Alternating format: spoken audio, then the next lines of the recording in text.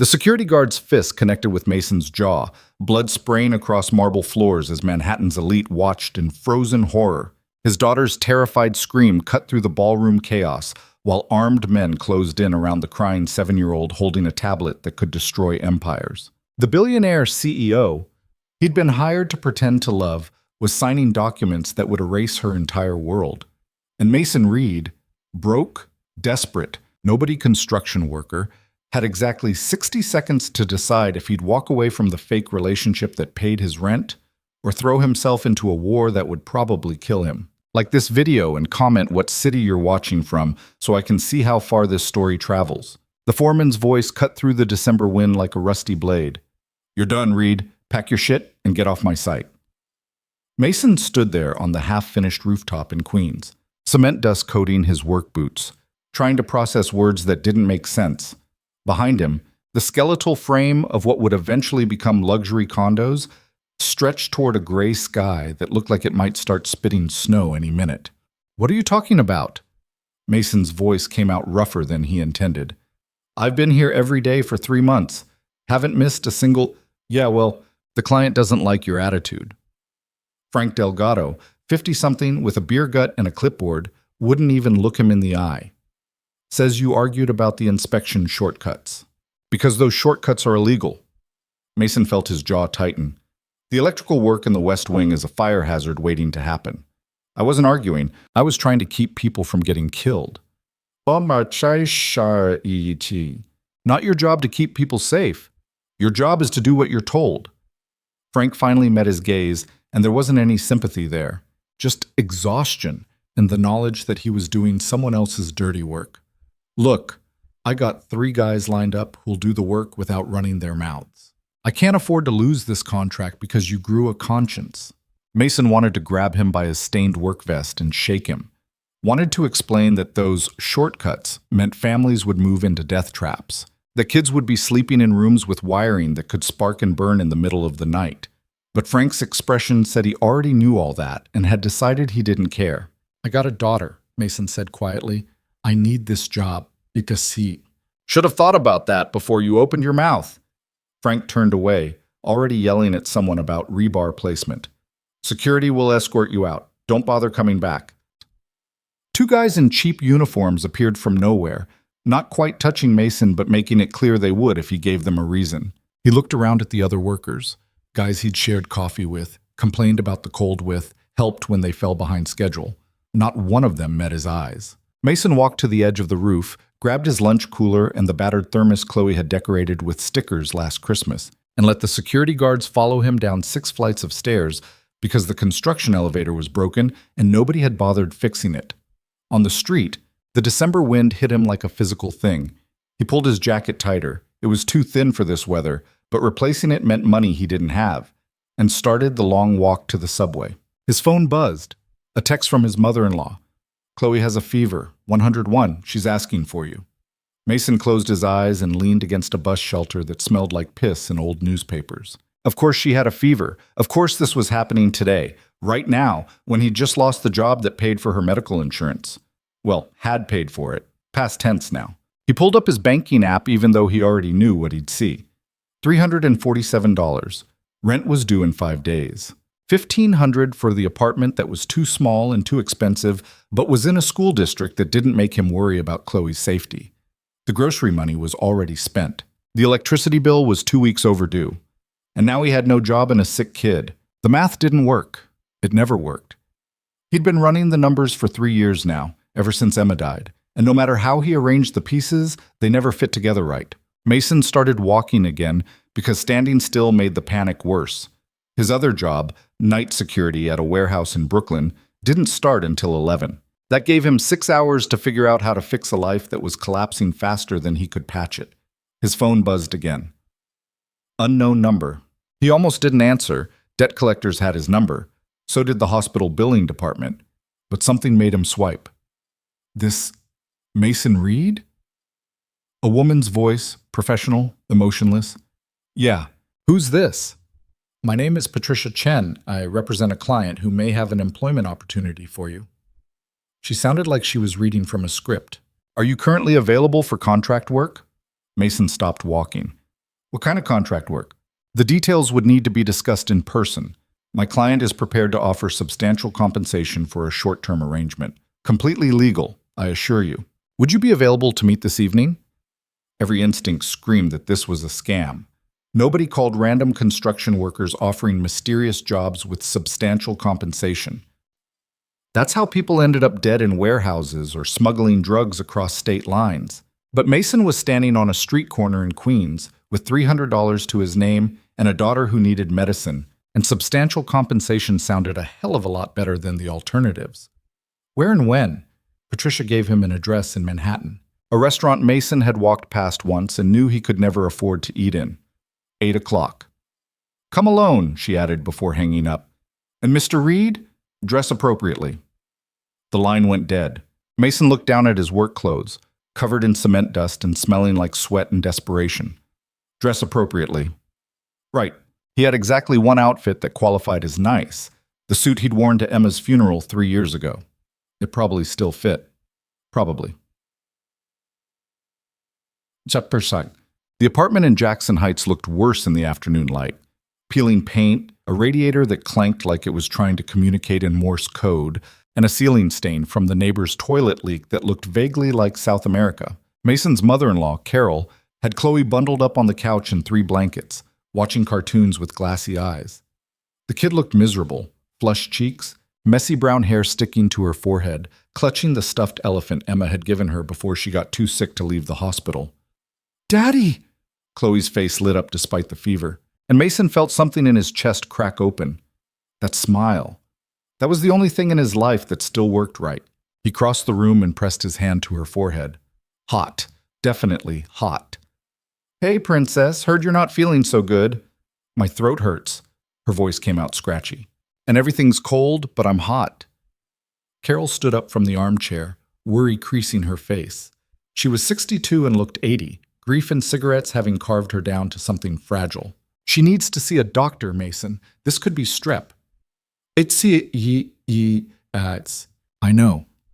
He kept his voice calm even though his mind was already calculating. Urgent care without insurance meant $200 minimum, maybe more if they needed tests. "Can you stay with her a bit longer? I have something I need to do tonight." "Tonight?" Carol's expression shifted from worried to angry. "Your daughter is sick and you're going out?" "It's a job interview. A good one. If it works out, I can take her to the doctor tomorrow and actually pay for it." That shut her up, but the disapproval stayed in her eyes. Carol had never understood why Emma fell for a guy who worked with his hands instead of his brain, who barely graduated high school, who would never make enough money to give her daughter the life she deserved. The fact that Emma had been happy didn't seem to matter. She grabbed her coat. "I'll come back tomorrow morning. Try not to wake her if you come in late." After she left, Mason sat on the edge of the couch and stroked Chloe's hair. "You doing okay, sweetheart?" "I don't want you to go." Her small hand grabbed his sleeve. "Stay and watch cartoons with me." "I have to work, but I'll be back before you wake up. Promise." "You always have to work." It wasn't accusatory, just a fact delivered in that matter-of-fact way kids had. "Mommy used to stay." Mason's throat tightened. "I know, but Mommy's not here anymore, so I have to work extra to take care of us. You understand, right?" Chloe nodded, but she didn't let go of his sleeve. "Are we poor?" The question hit him like a sledgehammer. "Why would you ask that?" "Because Mia at school said her mom said we're poor. She said that's why my clothes are from Target and why you never come to the class parties during the day." Mason forced himself to keep breathing. "We're not poor, we're just careful with money. There's a difference."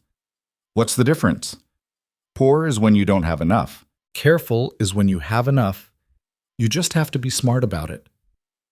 The lie tasted bitter. "We're doing fine, Chloe. I promise." She seemed to accept this, or maybe she was too tired to argue. Her eyes drifted back to the TV where animated animals were having some kind of adventure that looked a lot more fun than real life. Mason made her soup from a can, found the children's Tylenol in the cabinet, and checked her temperature again. Still 101. Not dangerous, but not good either. At 7:30, he changed into the funeral suit.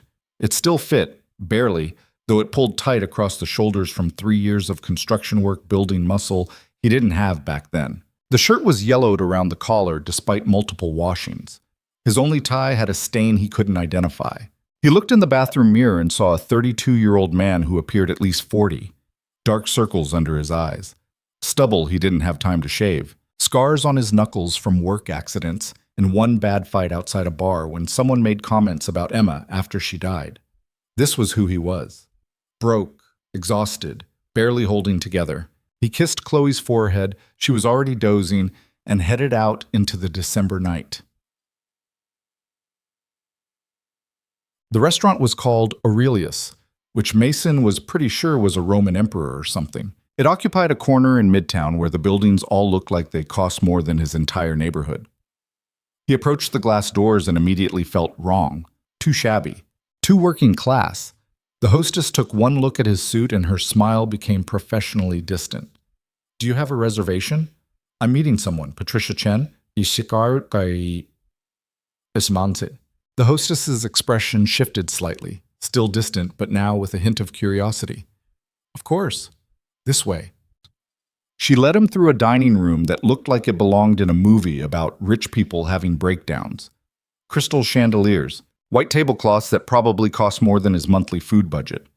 Businessmen in $1,000 suits discussing deals that would never include people like Mason. Patricia Chen sat alone at a corner table, a woman in her 40s with severe hair and a navy suit that screamed expensive lawyer. She stood as Mason approached, extending a hand. "Mr. Reed, thank you for coming on short notice." Her grip was firm, professional. She gestured for him to sit, and Mason lowered himself into a chair that was more comfortable than his bed. A waiter appeared instantly. "Can I get you something to drink?" "Yes." Mason's throat was dry, but everything on the menu looked like it cost $20. "Water's fine." Patricia ordered a scotch that she pronounced in a way that made Mason realize there were whole worlds of liquor he knew nothing about. After the waiter left, she opened a leather folder and pulled out a single sheet of paper. "I'll be direct," she said. "My client is seeking someone for a very specific role. The position is temporary, approximately 2 weeks, and requires discretion, reliability, and the ability to adapt to unusual circumstances." "What kind of role?" Mason kept his voice neutral, but his mind was already running through possibilities. None of them were good. "Have you heard of Ariana Vale?" The name sounded vaguely familiar. "The tech person?" "Oh, the tech CEO, founder and primary shareholder of Vale Core Technologies, net worth approximately $3 billion. Patricia's expression revealed nothing. "Ms. Vale requires someone to pose as her romantic partner during a family event. You would be compensated $50,000 for 2 weeks of your time." Mason stared at her. "I'm sorry, what?" "Ms. Vale needs a boyfriend. Temporary. Fake. You would accompany her to a private family retreat, act appropriately affectionate in public settings, and maintain the fiction for the duration of the event, after which you would part ways and sign a non-disclosure agreement." Why me? Mason couldn't wrap his head around this. Why not hire an actor? Someone who actually knows how to do this kind of thing. Ms. Vale has specific requirements. She needs someone authentic, someone who won't be recognized by her business associates, and someone who needs the money badly enough to take the job seriously. Patricia met his gaze. Your financial situation makes you ideal. No offense intended. Plenty taken. Mason leaned back, trying to process this insanity. This is legal? Completely. You would sign a contract outlining expectations and compensation. Everything would be documented. She slid the paper across the table. The retreat begins in 3 days. You would need to be available for a briefing session tomorrow, then travel upstate to the Vale family estate. Mason looked at the paper but didn't touch it. $50,000. That was rent for 3 years. That was Chloe's medical care. That was breathing room and safety, and maybe even the ability to sleep at night without panic attacks about bills. What if I screw it up? What if her family figures out I'm fake? That's a risk Ms. Vale is willing to take. Your job is simply to be present, polite, and convincingly attached to her. Can you do that? Could he? Mason had no idea. He'd never been good at lying. Emma used to joke that he had the worst poker face in New York. But $50,000 was worth learning. Does she know what I'd look like? Did you show her my picture or something? Ms. Vale trusts my judgment in screening candidates. She'll meet you tomorrow during the briefing. Patricia's scotch arrived, and she took a measured sip. I'll need an answer tonight, Mr. Reed. I have other candidates, if you're not interested. The threat was clear. Walk away, and someone else gets the lifeline. Mason thought about Chloe burning up with fever on the couch, thought about the eviction notice he'd probably get next week, thought about the fact that he'd been fired today for trying to do the right thing, and the right thing had gotten him exactly nowhere. Maybe it was time to stop doing the right thing and start doing the thing that kept his daughter safe. I'm in. On der the sweet ye get. Patricia smiled, and it didn't reach her eyes. Excellent. Sign here. Oh, the briefing session happened in a conference room in a building so tall, Mason got dizzy looking up at it from the street. Patricia met him in the lobby and escorted him to the 47th floor, where everything was glass and steel and money.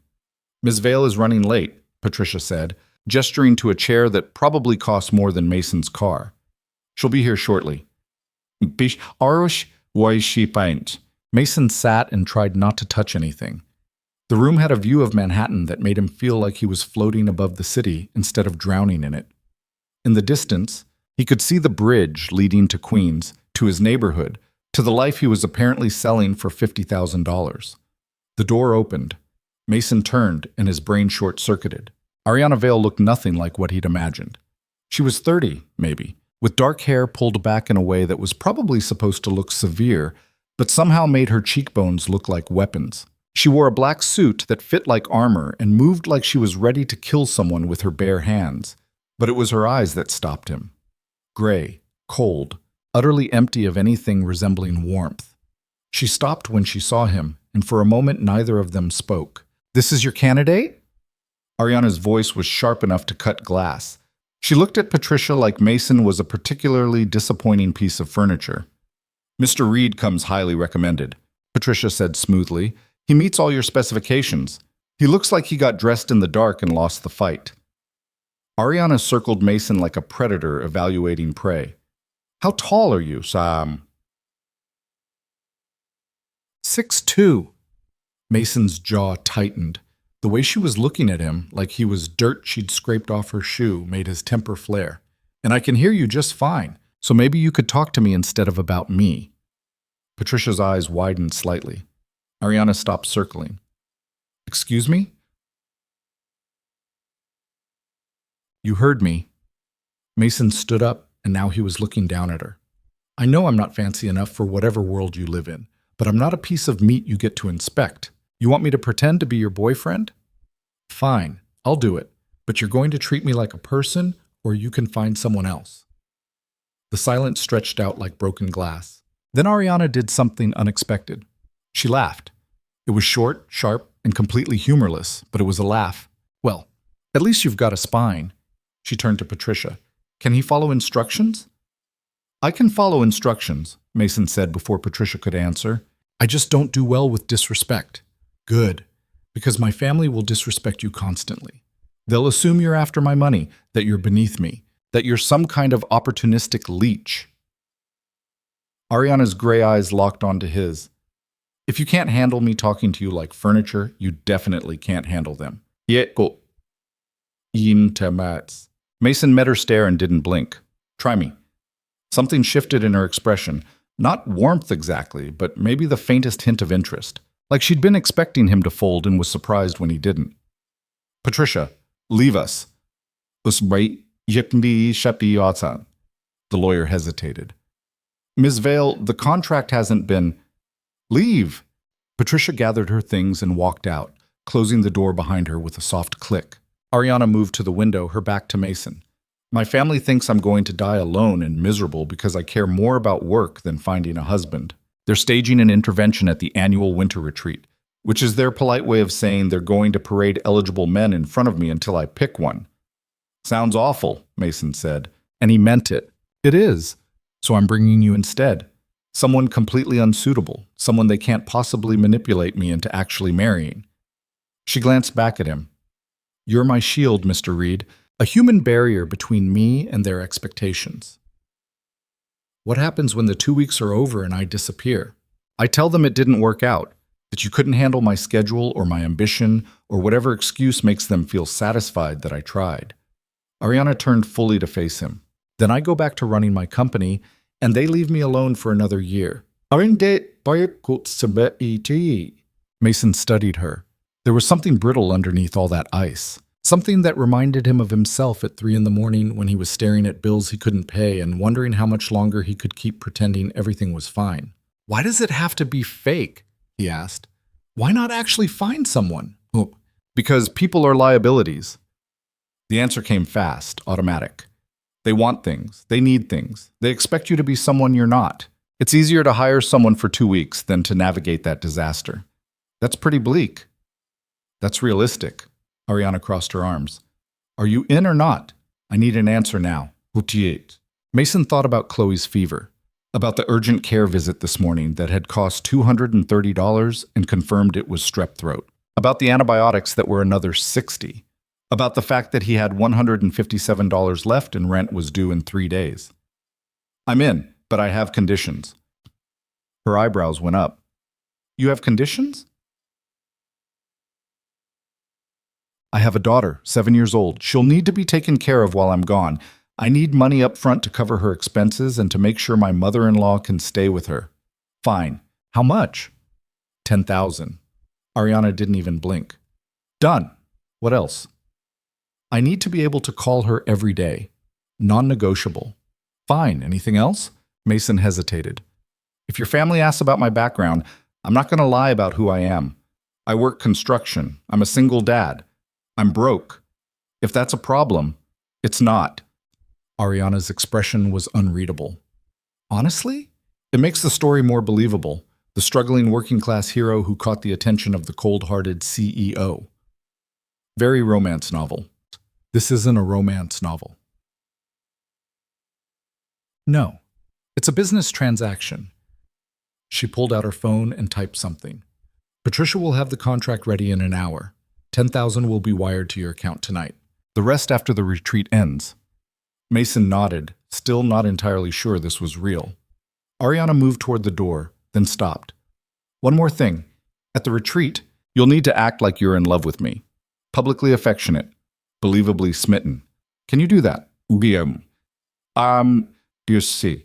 He looked at this woman who treated people like chess pieces and emotions like weaknesses. Looked at her cold gray eyes and brittle armor, and the way she held herself like she was always braced for an attack. Yeah, he said. I can do that. I can. She nodded once and left without another word. Mason stood alone in the conference room, looking out at Manhattan and wondering what the hell he'd just agreed to. His phone buzzed. A text from Carol. Chloe's asking when you're coming home. She misses you.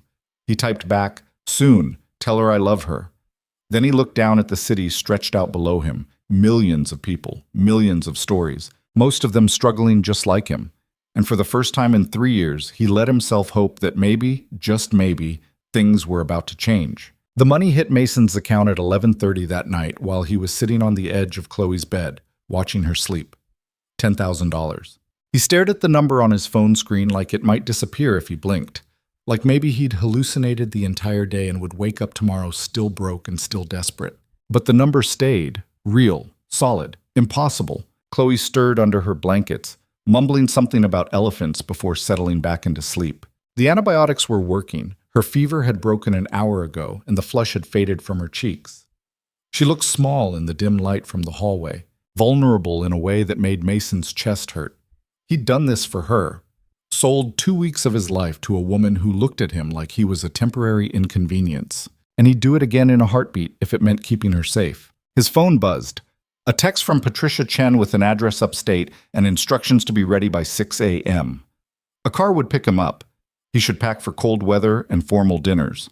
The retreat would be at the Vale family estate in the Adirondacks, a place that apparently required its own zip code and came with staff who would judge him for existing. Mason looked around his daughter's room, the peeling wallpaper she'd covered with crayon drawings, the second-hand bookshelf crammed with library books, the nightlight shaped like a star that he'd bought at a bodega for $3. This was his world, small and shabby and held together with duct tape and determination. What the hell was he doing pretending to fit into Ariana Vale's?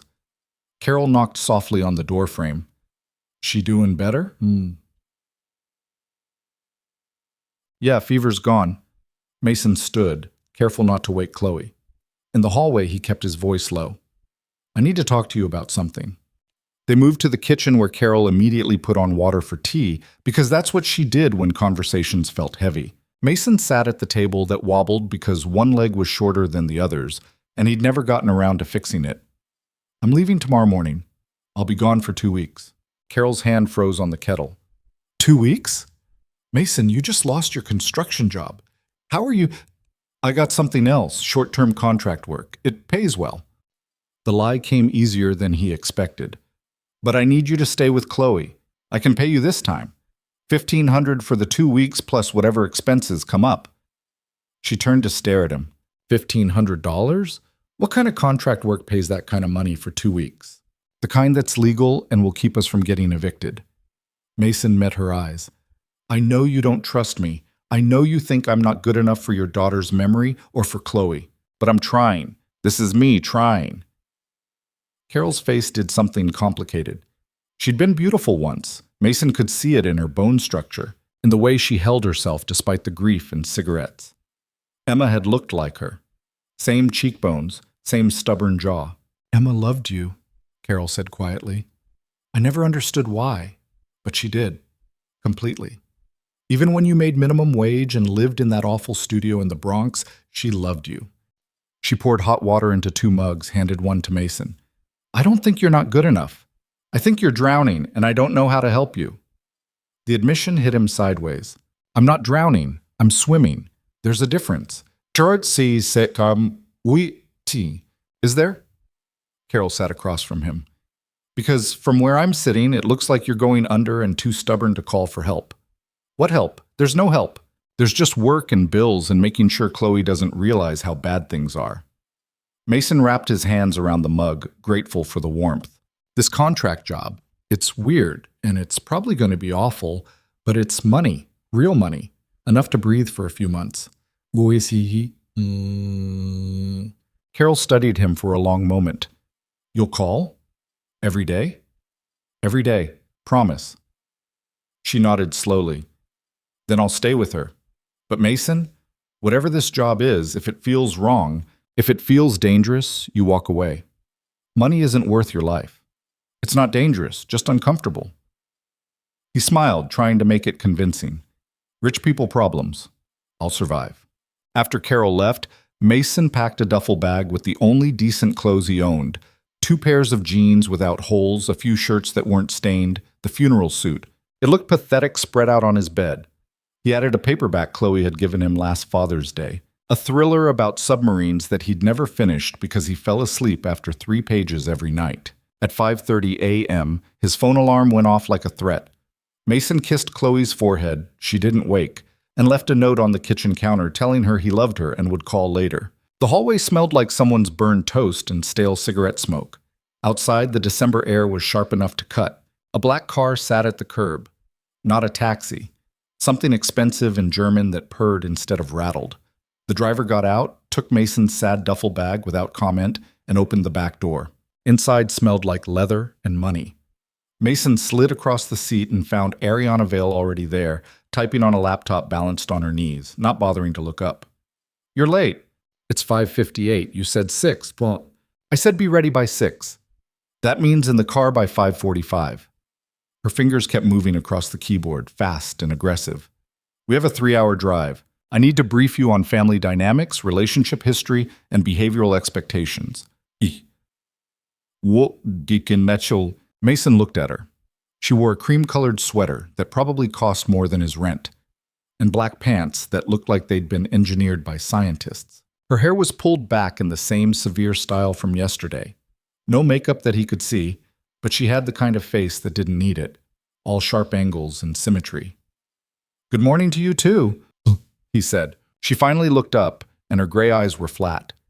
This isn't a social arrangement, Mr. Reed. We're not going to bond over coffee and small talk. I'm going to tell you what you need to know. You're going to memorize it, and then you're going to perform your role convincingly. Understood? Sure, but you could at least pretend to be human for 5 minutes. Why? The question seemed genuine. You're being paid to tolerate me. I'm being paid by my own patients. Let's not waste each other's time with fake pleasantries. Mason settled back against the leather seat as the car pulled into traffic.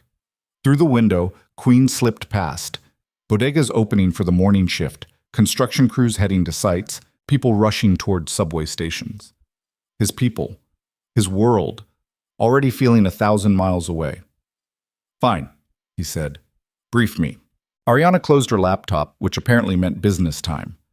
My family consists of my father, Richard Vale, who founded Valecore 30 years ago and thinks he still runs it despite officially retiring 5 years ago.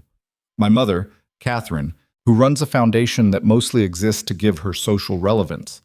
And my younger brother, Marcus, who works in venture capital and likes to remind everyone that he went to Stanford. Sounds delightful. They're not. They're exhausting and judgmental, and they've decided I'm failing as a woman because I'm 30 and unmarried. She said it without emotion, like she was describing a stock portfolio. My father wants grandchildren to pass the company to. My mother wants society wedding photos. Marcus wants me to fail so he can claim he's the successful child. What do you want? The question seemed to surprise her. To be left alone to do my job. That's not an answer. That's a deflection. Ariana's jaw tightened. You're not being paid to psychoanalyze me. You're being paid to smile and hold my hand and make my family believe we're together. Right. So how did we meet? She pulled out her phone, scrolled through something. 6 months ago at a charity event. You were doing repair work at the venue. We struck up a conversation. I found your honesty refreshing. You found my intensity intriguing. We've been seeing each other quietly because I prefer to keep my personal life private. Nobody's going to believe that. Why not? Because look at me. Mason gestured to himself. I'm a construction worker in a suit that doesn't fit. He struggled for words that wouldn't sound insulting. You're you. Why would someone like you be with someone like me? Because I'm tired of men who care more about my money than my mind. Because you're authentic in a world full of performative bullshit. Because sometimes opposites attract. Ariana's voice was sharp. Those are the lines. Learn them. Well, what if your family asks about specifics? Our first date, things we've done together, how I proposed, or whatever. We haven't done a formal proposal. It's still casual, which is why you're just now meeting the family. First date was coffee near my office. Nothing fancy because I don't do fancy. We've kept things low-key. Dinners at your place, walks in the park, normal couple things. She rattled it off like a grocery list. If they ask something you don't know, defer to me or make something up that sounds reasonable. The car merged onto the highway heading north. Buildings gave way to trees still clinging to dead leaves, gray sky pressing down like a thread of snow. What about physical affection? Mason asked. You said I need to act like I'm in love with you. What does that look like? Hand-holding, arm around my waist, occasional kiss on the cheek or forehead, nothing aggressive. Ariana's tone stayed clinical. You look at me like I'm the most interesting person in the room. You're attentive but not smothering. You respect my space but make it clear you're together. You've thought about this a lot. I think about everything a lot. It's why I'm successful. She opened her laptop again. I need to work. We'll arrive around 9. The estate staff will show you to your room. Lunch is at noon. My family arrives throughout the afternoon. Dinner is formal at 7. Separate rooms. Obviously, what kind of question is that? Just making sure I don't end up in some romantic comedy situation where there's only one bed. The corner of her mouth twitched. Not quite a smile, but close. This isn't a romantic comedy, Mr. Reed. It's a business transaction with a 2-week expiration date. You keep saying that like you're trying to convince yourself. I'm trying to convince you not to catch feelings. She met his gaze, and there was something cold in it. Men tend to confuse professional arrangements with personal connections. Let me be clear. This ends when the contract ends. No extension, no lingering attachment, no delusions about what this is. Mason felt his temper spark. You really think every guy you meet is just waiting to fall in love with you? I think men see a successful woman and either want to fix her or own her. You seem like the fixing type. Ariana's voice cut. Don't bother. I'm not broken. I'm exactly who I want to be. If you were exactly who you wanted to be, you wouldn't need to hire a fake boyfriend. The silence that followed was sharp enough to draw blood. Ariana's fingers stopped moving on her keyboard. For a second, Mason thought she might throw him out of the moving car. Then she closed the laptop with deliberate precision. My therapist says I have attachment issues stemming from childhood emotional neglect and a pathological need for control that manifests as professional perfectionism and personal isolation. Mason blinked. Okay. Yeah. I'm telling you this so you understand. I'm fully aware of my psychological profile. I've spent years and thousands of dollars on self-awareness. It hasn't changed anything because I don't want it to change. I like control. I like isolation. I like my life exactly how it is. She looked at him with those flat gray eyes. She looked at. So when this ends and you go back to your normal life, don't waste energy feeling sorry for me. I'm fine. Are you though? Why do you care? I don't know. Maybe because I'm going to spend 2 weeks pretending to be in love with you, and it's easier to fake if I understand who you actually are. Mason leaned back. Or maybe I'm just nosy. Ariana studied him like he was a problem she couldn't solve. Then she opened her laptop again and went back to typing, the conversation apparently over. Mason pulled out his phone and texted Carol.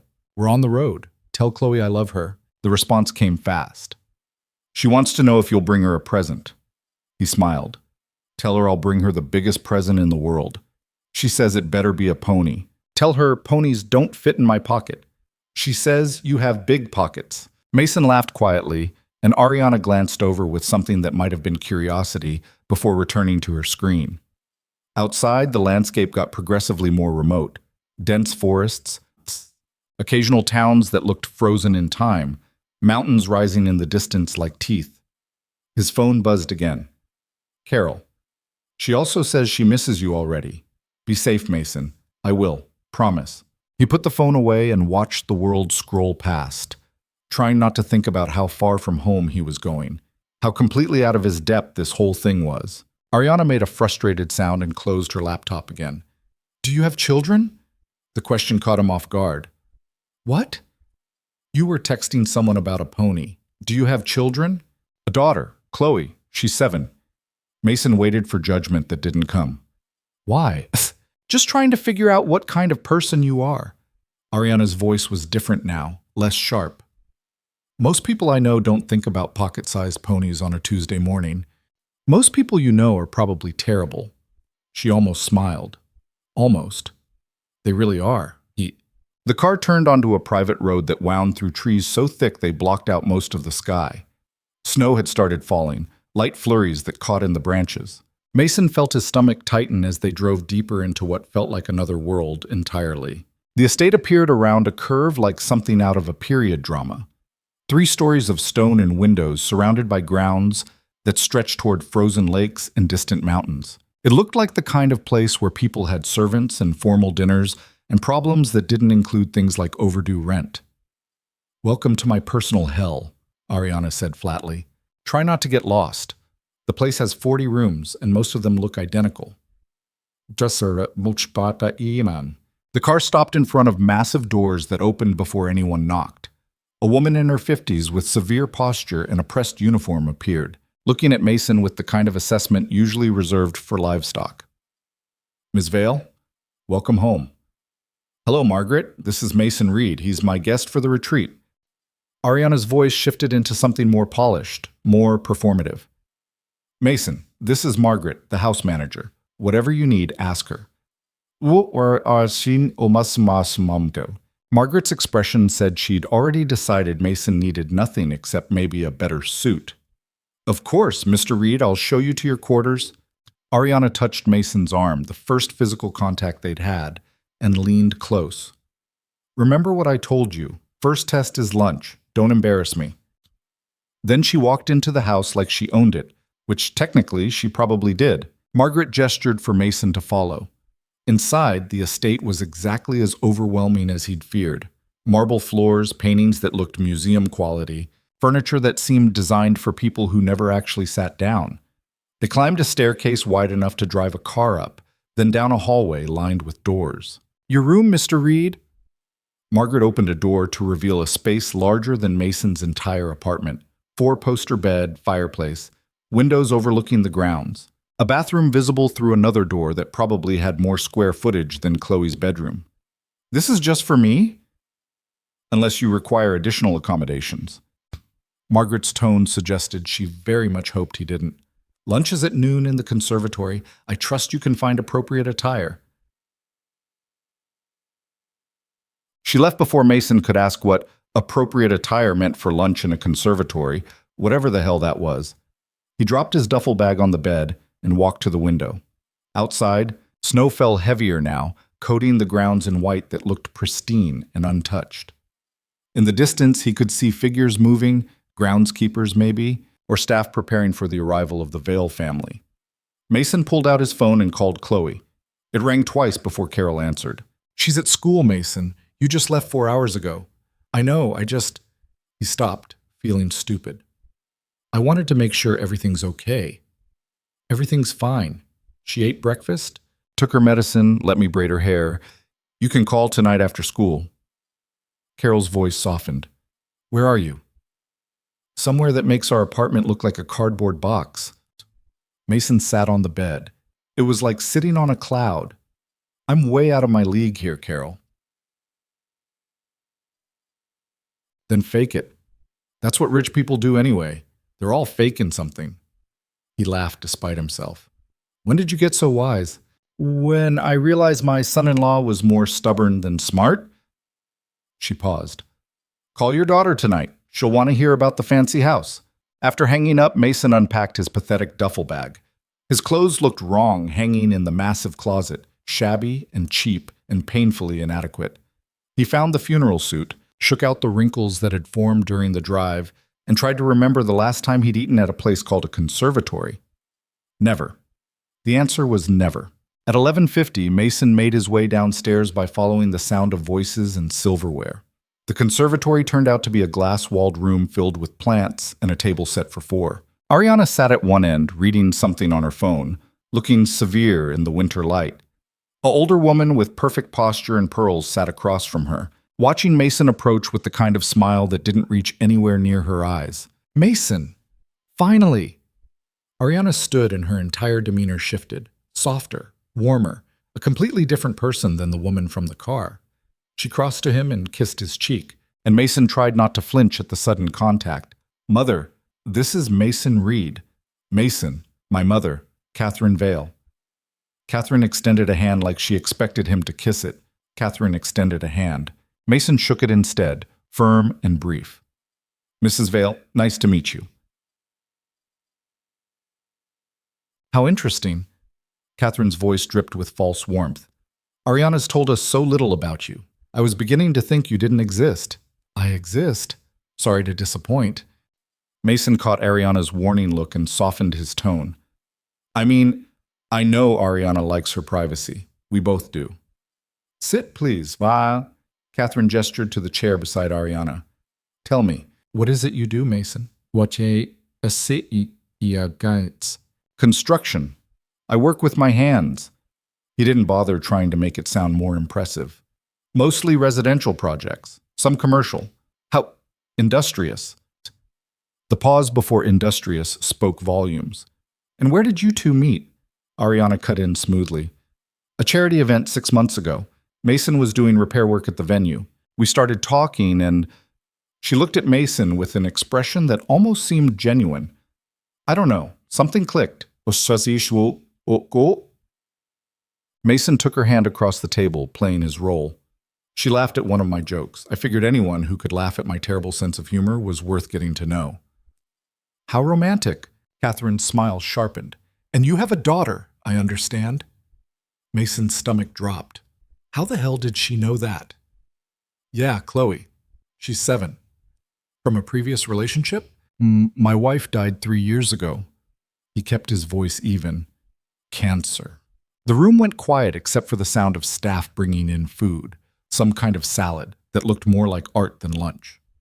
Catherine's expression shifted to something approximating sympathy, but her eyes stayed calculating. I'm so sorry for your loss. That must be very difficult raising a child alone. She paused just long enough to make it sting. She paused just long enough. I'm sure the financial strain is considerable. Mother, Ariana's voice went cold. That's enough. I'm simply making conversation, darling. Mason doesn't mind, do you, Mason? Not at all. He met Catherine's gaze directly. Yeah, it's hard. Money's tight. I work a lot.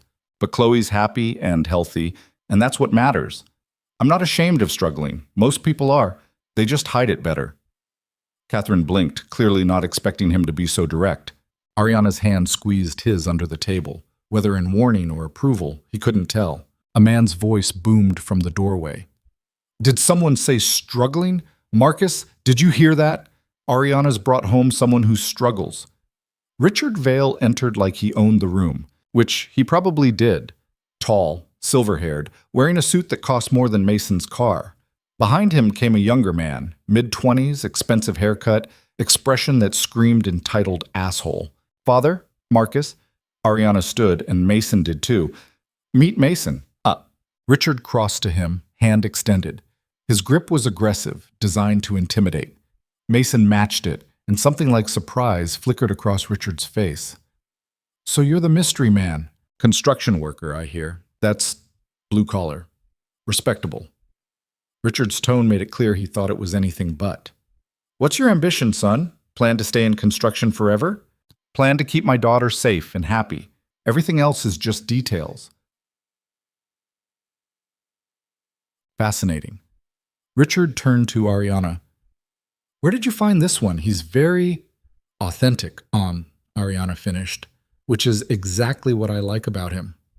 Marcus hadn't said anything yet, just watched with an expression somewhere between amusement and contempt. He finally spoke, voice dripping with fake friendliness. Mason, good to meet you. I'm Ariana's brother, the successful one. Funny, she didn't mention you. Mason smiled. Must have slipped her mind, set. Marcus's expression hardened. I'm sure she was too busy working to... Shall we eat? Catherine interrupted. I'm sure everyone's famished. Lunch was an exercise in passive-aggressive warfare disguised as polite conversation. Richard asked probing questions about Mason's income, his education, his long-term prospects. Catherine made pointed comments about the importance of compatible backgrounds in relationships. Marcus mostly smirked and made suggestions that were clearly designed to make Mason feel inferior, and Ariana played her role perfectly, defending Mason subtly, touching his arm, looking at him with manufactured affection that felt disturbingly real in the moment. By the time dessert arrived, something with chocolate that probably had a French name, Mason wanted to walk out. But then he thought about the money, about Chloe, about the fact that he'd survived worse than a lunch with rich people who thought they were better than him. So Mason, Richard said, setting down his fork with deliberate precision, what are your intentions with my daughter? The table went silent. Mason looked at Ariana, who watched him with an expression he couldn't read. Then he looked at Richard. I intend to treat her with respect, to support her work instead of resenting it, to be honest even when it's uncomfortable, and to never make her feel like she has to choose between her career and her personal life. He paused. Is that the answer you were looking for? Richard stared at him for a long moment. Then, unexpectedly, he laughed. No, but it's better than most of the answers I've gotten from men pursuing her. I'm not pursuing her. We're already together. We'll see. Richard stood. I have calls to make. Ariana, we'll discuss the merger situation before dinner. Mason, pleasure to meet you. I look forward to getting to know you better. After he left, Catherine followed, murmuring something about flowers for the evening arrangements. Marcus lingered, shooting Mason a look that promised future conflict before wandering off. Finally alone, Ariana slumped in her chair. You did okay. Okay? Mason felt exhausted. Your family's terrifying. They're testing you, seeing if you'll break. She looked at him, and for just a second, the ice thawed. You didn't. That's something. It's only been 3 hours. I've got 2 weeks of this. Think of the money. I am. Trust me, I am. Mason stood, needing to move. I'm going to call my daughter. Where's somewhere I can do that without being judged? The library. Third door on the left past the main staircase. Ariana stood too, smoothing her clothes. And Mason? Thank you for not making me look like an idiot. You're paying me $50,000. The least I can do is not embarrass you in front of your nightmare family. She almost smiled. They really are nightmares, aren't they? The actual worst. This time, she did smile, small and brief, but real. Then the ice came back and she walked away, leaving Mason standing in a conservatory full of plants that probably cost more than his yearly income, wondering how the hell he was going to survive 13 more days of this. The library was exactly what Mason expected. Floor-to-ceiling bookshelves filled with leather-bound volumes that probably hadn't been opened in decades, a massive oak desk positioned near windows overlooking the snow-covered grounds, and furniture that looked like it belonged in a museum. He found a corner chair partially hidden behind a globe the size of a beach ball and dialed Carol. Chloe answered on the second ring, which meant she'd been waiting by the phone. "Daddy?" The sound of her voice hit him like a physical thing. "Hey, Princess. How was school?" "Boring. Mrs. Henderson made us do multiplication tables for like 1,000,000 hours, and Tyler threw up in art class, so we had to go to the library instead." She spoke fast, breathless with excitement. "But Grandma Carol let me have 2 cookies after, and she said you're staying in a castle. Is it really a castle? It's not exactly a castle, more like a really big house." Mason looked around the library. "But it's got tons of rooms and fancy stuff everywhere. There's even a room that's just for books." "Just for books? That's so cool. Do they have any good ones?" "I don't know yet. I'll check tomorrow." Mason settled deeper into the chair, grateful for this moment of normalcy. "How are you feeling? Throat still hurting?" "Bit. Nope. The pink medicine made it better. It tastes gross, though." She paused, and he could hear her breathing. "I miss you." His chest tightened. "I miss you too, sweetheart. But it's only 2 weeks. That's 14 days. You can count them down on the calendar like we do for your birthday. 14 days is forever. I know it feels that way, but I'll call you every single day, okay? Morning and night if I can." "What?" He heard voices in the hallway outside the library and lowered his voice. "And when I get back, we'll do something special. Just you and me. Can we get pizza? The kind with the stuffed crust that's really expensive? Yeah, we can get that pizza. And can we watch the princess movie I wanted to see? The one about the girl with the magic hair? We'll watch every princess movie ever made if you want." Mason smiled despite the ache in his chest. "But you have to promise me you'll be good for Grandma Carol. Listen to her. Do your homework. Go to bed on time." "I promise." "Daddy?" "Yeah?" "Why did you have to go away? Is it because we need money?" The question gutted him. "Sweetheart, that's not something you need to worry about." "What?" "But I heard Grandma Carol talking to her friend on the phone. She said we were struggling and you were working too much." Chloe's voice got smaller. "Is that my fault?" Chloe's voice got, "Because I got sick and needed medicine?" "No." Mason said it too sharply, had to force himself to soften. "No, baby, none of this is your fault. You getting sick isn't your fault. Me working a lot isn't your fault. Sometimes grown-ups have to do things that are hard, but that doesn't mean it's because of you. You understand? Zaids, I guess." She didn't sound convinced. "Chloe, listen to me. You are the best thing in my entire life. Everything I do to make sure you're okay. Not because it's hard or because I have to, but because I want to. Because you're my daughter and I love you more than anything in this world. Even more than chocolate? Way more than chocolate. Even more than the Yankees? Don't push it." He heard her giggle and some of the tightness in his chest eased. "Go finish your homework. I'll call you tomorrow morning before school." "Okay, love you, Daddy." "Love you too, Princess." After she hung up, Mason sat in the quiet library for a long time, staring at his phone. 14 days suddenly felt like an eternity. He thought about the money waiting at the end of this arrangement, about the breathing room it would buy, About the fact that Chloe wouldn't have to worry about them struggling anymore. But she already knew. Kids always knew. The library door opened and Marcus Vale walked in, drink in hand, smirk firmly in place. He looked like the kind of guy who'd been told he was special his entire life and never questioned it. Ah, there you are. Hiding already? Marcus dropped into a chair across from Mason, uninvited. I was hoping we'd get a chance to talk, man to man. I'm not hiding. I was calling my daughter. Right, the 7-year-old. That must make things complicated. Marcus swirled his drink, something amber and expensive looking. My sister dating a single father. Very unconventional. Yeah, well, your sister seems to like unconventional. Mason kept his voice neutral, but he could already tell where this was going. Look, I'll be direct. You seem like a decent guy. Blue-collar, hardworking, probably honest to a fault. Marcus leaned forward. But you're way out of your depth here. Ariana she's complicated. Intense.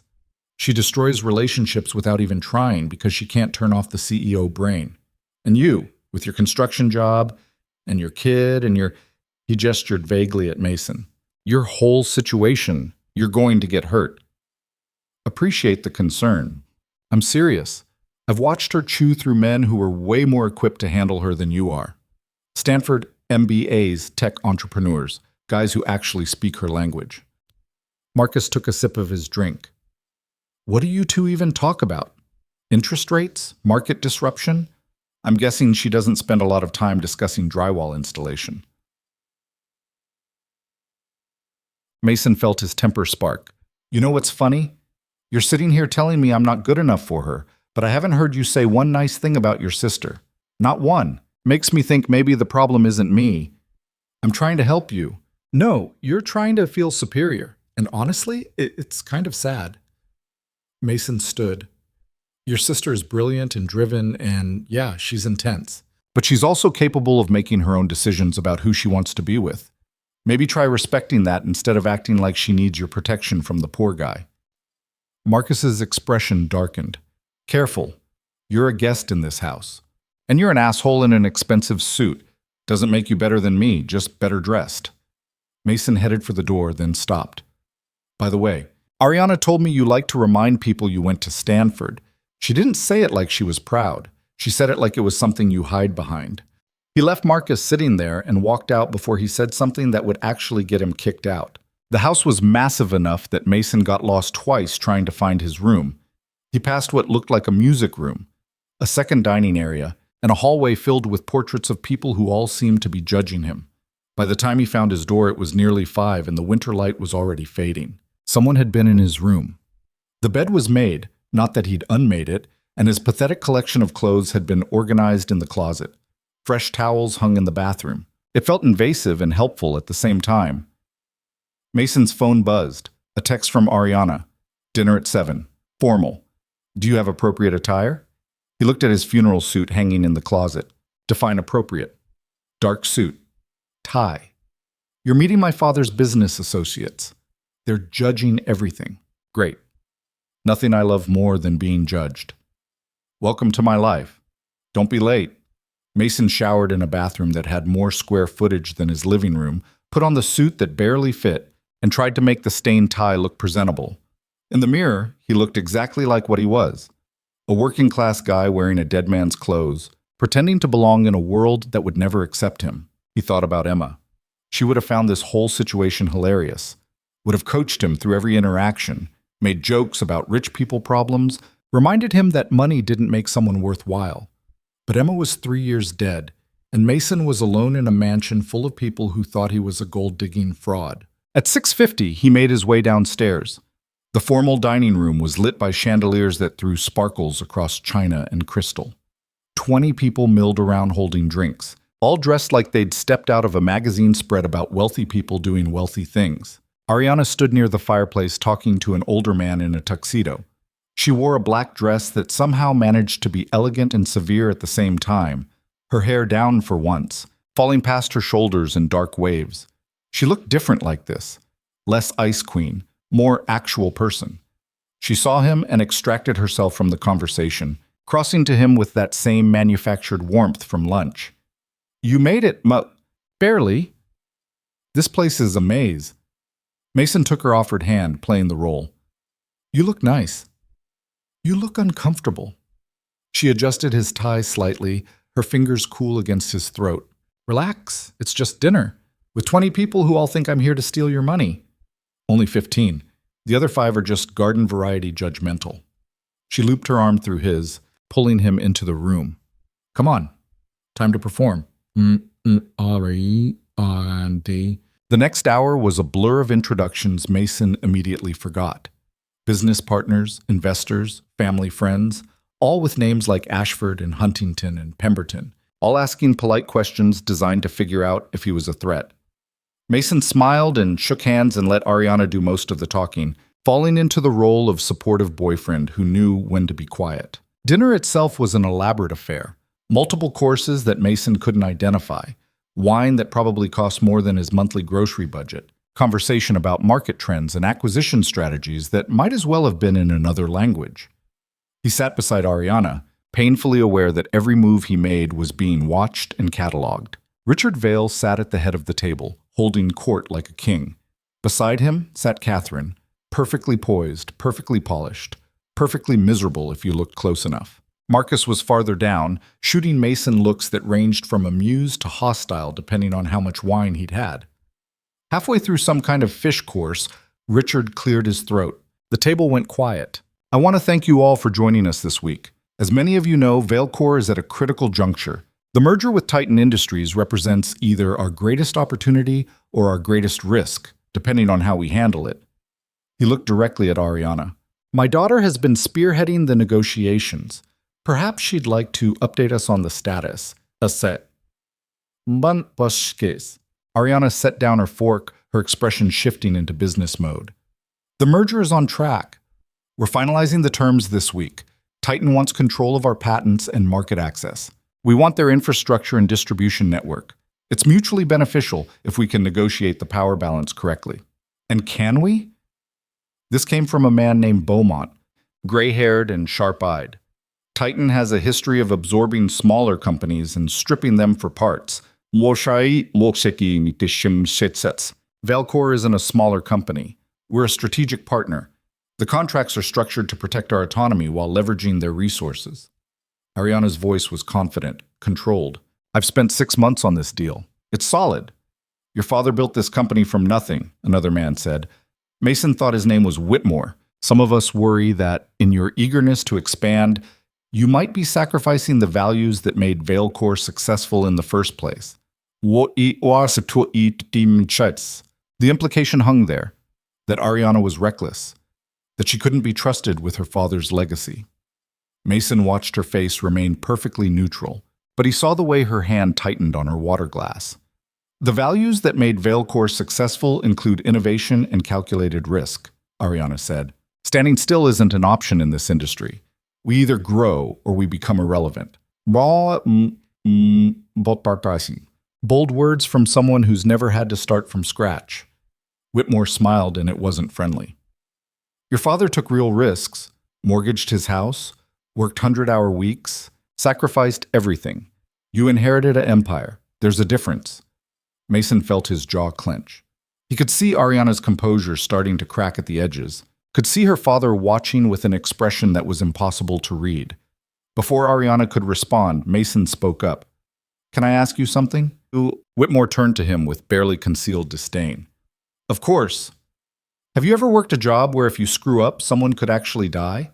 Where you're responsible not just for profit margins, but for whether people go home safe at the end of the day? I'm not sure I understand your point. My point is you're sitting here questioning whether Ariana understands real risk, real sacrifice, real work. But from where I'm sitting, it looks like she's running a multi-billion-dollar company while dealing with people who undermine her at every opportunity. That seems like a different kind of risk, but it's still risk. And maybe just because she didn't mortgage a house doesn't mean she hasn't sacrificed plenty. The table went silent.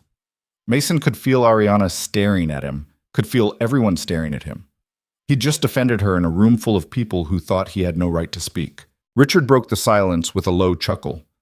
Well said, young man. Perhaps we've been underestimating you. Or perhaps he's overstepping, Whitmore said coldly. No, Richard said. I think he's exactly right. We've gotten so used to treating Ariana like she needs to prove herself that we've forgotten she's been proving herself for years. He raised his glass. To the merger, to calculated risks, and to my daughter, who doesn't need her father's approval nearly as much as we seem to think she does. People drank, but the tension didn't fully dissipate. Ariana's hand found Mason's under the table, squeezing once, hard enough to hurt, quick enough to be hidden. The rest of dinner passed in strained conversation. By the time dessert arrived, something with berries that Mason barely tasted, he wanted nothing more than to escape to his room and pretend this whole night hadn't happened. But as people drifted away to the sitting room for coffee and cognac, Richard appeared beside him. Walk with me, Mason. It wasn't a request. Mason followed him out of the dining room, down a hallway, into what looked like a private study. Leather chairs, a desk covered in papers, shelves lined with awards and framed photos of Richard shaking hands with people who were probably important. Richard poured 2 glasses of something amber, handed one to Mason without asking if he wanted it. That was either very brave or very stupid, Richard said. Probably stupid. Mason didn't touch the drink. But someone needed to say it. They did. Richard settled into one of the chairs, gesturing for Mason to sit. You care about her. I'm here, aren't I? That's not what I asked. Richard's eyes were sharp, calculating. I've watched a parade of men try to court my daughter. Most of them were after her money or her connections. Some were intimidated by her success. None of them ever defended her the way you just did. Mason didn't know how to respond to that, so he said nothing. She told me how you met. The charity event? The repair work? Very romantic. Richard swirled his drink. I did some checking. You're exactly what you claim to be. Construction worker, single father, struggling financially. No hidden agenda, no secret connections. Just a regular guy who somehow caught my daughter's attention. Is there a question in there somewhere? What do you want from her? Mason met his gaze directly. Nothing she's not willing to give. That's a politician's answer. It's an honest answer. Look, I'm not going to sit here and pretend I understand her world or that I belong in it. I don't. But she asked me to be here, and I'm here. What happens after that is between me and her. What? Richard studied him for a long moment. You know she's brilliant, right? Smarter than I ever was, though I'd never admit that publicly. But she's also stubborn and driven and completely incapable of asking for help. She'll work herself to death before she admits she's struggling. Sounds familiar? Mason finally took a sip of the drink. It burned going down, expensive and harsh. I think that's maybe why we work. We both know what it's like to keep going when everything tells you to quit. The difference is you're struggling to survive. She's struggling to prove something. Richard's expression softened slightly. Do you know what the hardest thing about being a parent is, Mason? Keeping them safe when you can barely keep yourself together? Close. It's watching them make mistakes you could prevent, but knowing that if you do, they'll never learn to be strong on their own. He set down his glass. I'm not sure if you're a mistake or the best thing that's happened to her, but I'm going to find out. It sounded like a threat and a blessing all at once. Mason stood. Is that all? One more thing. That merger Ariana's working on. Be careful. There are people involved who don't have her best interests at heart. Richard's voice went cold. If you care about her, watch her back. Why are you telling me this? Because I can't. If I interfere, she'll shut me out completely. But you're the boyfriend. You're supposed to be protective. Richard stood, moving to the door. Don't let her down. After he left, Mason stood alone in the study, trying to process the conversation. There was something underneath it all, some warning Richard couldn't quite articulate. Be careful. Watch her back. People who don't have her best interests at heart. Mason found Ariana in the sitting room, surrounded by people but somehow completely alone. She saw him and excused herself, meeting him near the doorway. We need to talk, he said quietly. Not here. She grabbed his hand and pulled him out, down another hallway, up a flight of stairs, into a room that turned out to be her private suite. It was bigger than his entire apartment, all clean lines and expensive furniture and windows overlooking darkness and snow. She closed the door and leaned against it. What the hell were you thinking? I was thinking they were treating you like garbage, and someone needed to say something. But what, yes.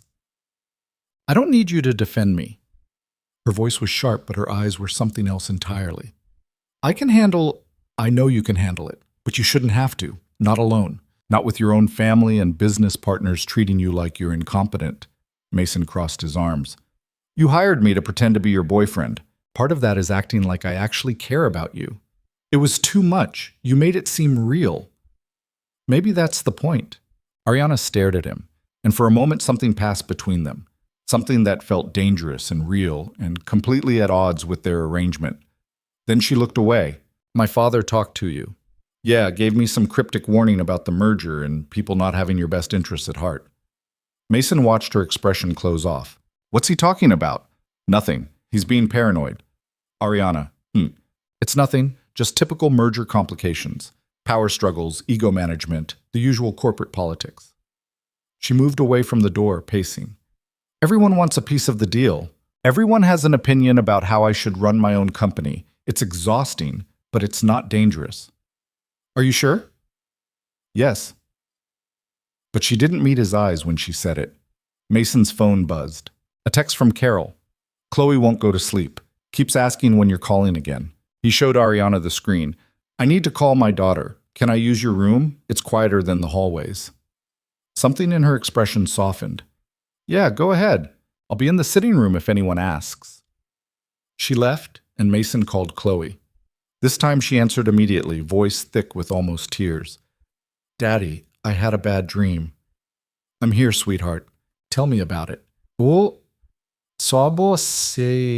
the next 20 minutes, Mason sat on Ariana Vale's expensive bed in her private suite, talking his daughter through nightmares about losing him, about being alone, about all the fears that 7-year-olds had when their surviving parent went away.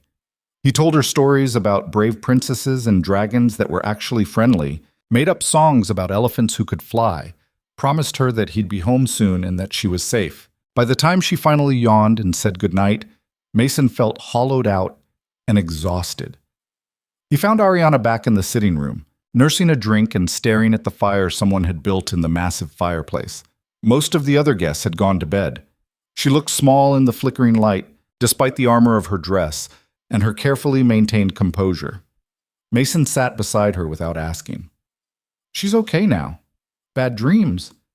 I'm sorry, but not your fault. He leaned back, letting the heat from the fire wash over him. Your dad really loves you, in his weird, controlling way. Love and control look pretty similar in my family. Yeah, I noticed. Mason glanced at her.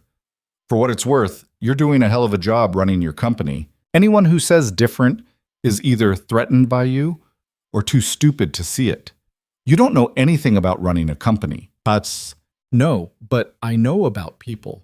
And those people at dinner, they're scared of you. That's why they tear you down. It's easier than admitting you're better at this than they are. Ariana turned to look at him, her gray eyes reflecting firelight. You're surprisingly perceptive for a construction worker. You're surprisingly human for an ice queen. She almost smiled. Don't let that get around. It'll ruin my reputation. They sat in silence for a while, the fire crackling, the house settling into nighttime quiet around them. Outside, snow continued to fall, thick and steady, covering everything in white. Mason? Yeah? Thank you. For tonight. You didn't have to defend me, but you did anyway. Her voice was quieter than he'd ever heard it. That's not nothing. You're paying me $50,000. It's the least I can do. Shabas woshmisik. No, the least you could do is stand there and look pretty. You went above and beyond. She set down her glass. I should get some sleep. Big day tomorrow. More meetings, more judgment, more fun. She stood, and Mason did too. For a second they just looked at each other, and Mason felt that same dangerous pull from earlier. The sense that maybe this wasn't as fake as it was supposed to be. Then Ariana turned and walked away, and the moment shattered. Mason made his way back to his room, changed out of the funeral suit, and collapsed into the too comfortable bed. His phone showed midnight. In the morning, there would be more performances, more pretending, more navigating a world that didn't want him in it. But tonight, in the darkness of a room that cost more than his annual salary, Mason let himself admit something he'd been avoiding. He didn't hate this. Being here, playing this role, spending time with a woman who was brilliant and damaged and trying so hard to prove she didn't need anyone. He didn't hate it at all, and that was going to be a problem. 3 days into the retreat, Mason understood why Ariana had been willing to pay $50,000 to avoid being alone with her family. The place was a pressure cooker of judgment wrapped in polite conversation and expensive wine. Every morning started with breakfast in the conservatory, where Catherine made passive-aggressive comments about commitment and grandchildren. Every afternoon involved business meetings that Mason wasn't invited to, but could hear through the walls. Raised voices, slamming doors, Ariana's controlled fury leaking through despite her best efforts. Every evening meant formal dinners where investors and business partners circled like sharks, probing for weakness, testing whether the merger would hold or collapse under scrutiny. And through it all, Mason played his role, held Ariana's hand, smiled at her family's thinly veiled insults, pretended he belonged in a world where people wore $1,000 suits to breakfast, and discussed market valuations like normal people discuss the weather. But something had shifted after that first dinner. The performance felt less like acting and more like something he couldn't quite name. When Ariana reached for his hand across the dinner table, her grip lingered longer than necessary. When they walked through the grounds in the afternoon cold, her body angled toward his like she was seeking warmth she wouldn't admit to needing. And when she looked at him, really looked at him, not the performative glances for her family's benefit, Mason saw something in those gray eyes that made his chest tight. It was the fourth morning when everything started unraveling. Mason woke to his phone buzzing insistently. Carol's number. He answered immediately, heart already racing. Mason, I'm so sorry to call this early, but what's wrong?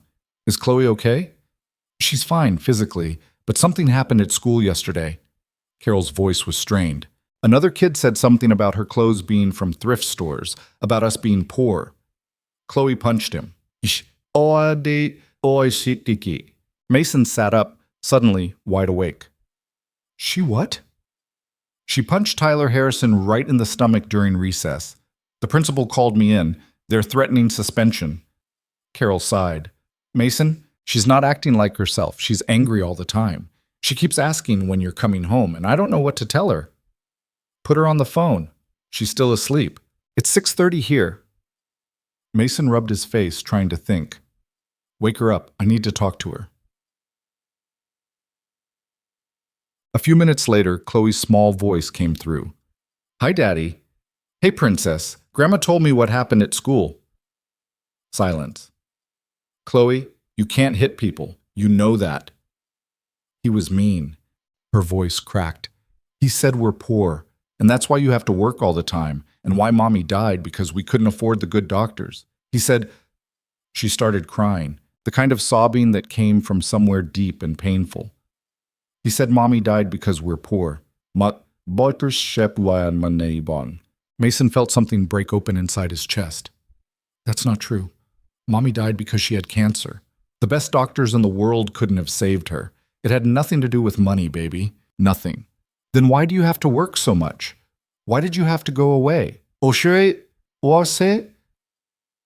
Because I'm trying to make things better for us.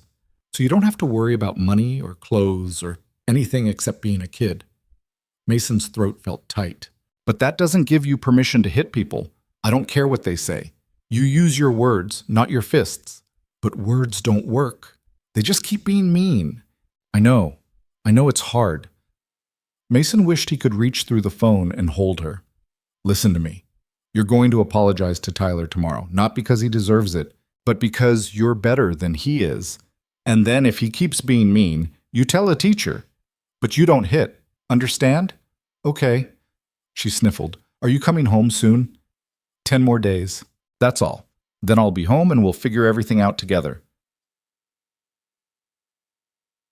After they hung up, Mason sat on the edge of the bed, staring at nothing. His daughter was falling apart 200 miles away, and he was sitting in a mansion pretending to be someone's boyfriend for money. The wrongness of it hit him like a fist. A knock on the door made him look up. Ariana stood in the doorway wearing running clothes, hair pulled back, looking more human than he'd seen her since they arrived. "I heard voices. Everything okay?" "She's saying, "No. My daughter punched a kid at school because he called us poor." Mason's voice came out harsher than he intended. "She's 7 years old and she's dealing with my choices." Ariana stepped inside, closing the door behind her. "What happened?" He told her. All of it. The mean kid, the suspension threat, Chloe crying about her mother dying because they couldn't afford better doctors. Ariana listened without interrupting, her expression unreadable. "That's not true," she said when he finished. "About your wife, no amount of money changes cancer outcomes. If anything, wealth just means you get to watch helplessly in a nicer hospital. I know that. But Chloe doesn't. She's a kid trying to make sense of why her mother's gone and her father's never around." Mason stood, needing to move. "I shouldn't be here. I should be home with her." "You're here because you need the money to take care of her, see it?" "Yeah, and look how great that's working out." He laughed bitterly. "She's getting in fights at school while I'm eating 5-course dinners and pretending to be in love with someone I barely know." Ariana flinched like he'd slapped her. "Right, of course. This is all fake. I forgot for a second." Something in her voice made Mason stop. "I didn't mean—" "No, you're right. This is a transaction. I'm paying you to play a role. Nothing more." She moved toward the door. "We have brunch in an hour. Try to look less miserable." "Ariana, wait!" But she was gone, the door clicking shut with finality. Mason wanted to punch something. Instead, he got dressed, splashed cold water on his face, and tried to remember why he'd agreed to this insanity in the first place. Brunch was tense. Ariana barely looked at him, her attention fixed on her phone while Catherine made pointed comments about men who couldn't handle. Successful women, and Richard discussed merger details with investors who'd arrived the night before. Marcus smirked into his mimosa like he knew exactly what had happened between Mason and Ariana and found it entertaining. Halfway through some kind of egg dish Mason couldn't pronounce, Patricia Chen appeared in the doorway looking uncharacteristically flustered. "Ms. Vale, I'm sorry to interrupt, but we have a situation." Ariana stood immediately. "What kind of situation?" "It's better discussed privately." They left the room together, leaving Mason surrounded by Vale family members and business associates who immediately started speculating about what crisis had emerged. Mason tuned them out, pushing eggs around his plate and thinking about Chloe punching Tyler Harrison in the stomach. 20 minutes later, Ariana returned. Her face was carefully neutral, but Mason had learned to read the tiny signs. The tension in her jaw, the way her hands were clenched, the controlled fury in her eyes. "Everything all right, darling?" Catherine asked with false concern. "Fine. Just business complications." Ariana's voice was clipped. "Mason, could I speak with you?" He followed her out, down the hallway, into a small sitting room that probably had a fancy name he didn't know. She closed the door and leaned against it. "Someone's leaking information about the merger." Mason waited for her to continue. "Confidential documents, negotiation strategies, financial projections, all of it showing up in the hands of Titan's competitors. Someone inside my company is selling us out." Her voice shook slightly. "If this keeps happening, the merger collapses. And if the merger collapses, Valecore loses everything. We've invested too much, restructured too deeply. We need this deal or we're done." "Who knows about the merger details?" "My executive team. About 12 people total. All of them vetted, all of them trustworthy."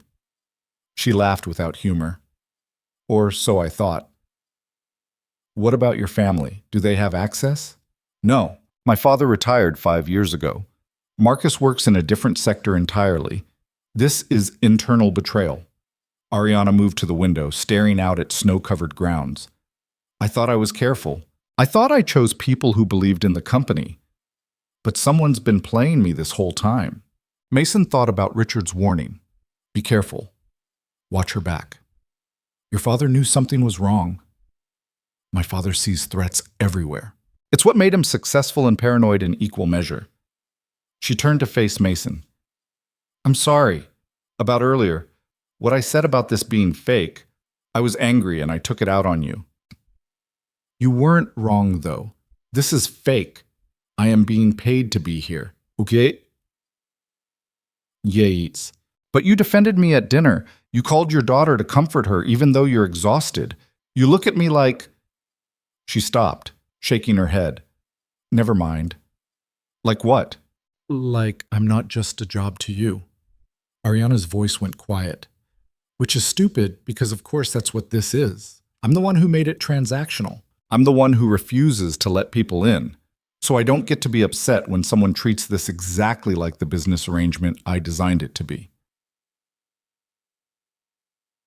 Mason crossed to her, and for once he wasn't thinking about the role or the money or the performance.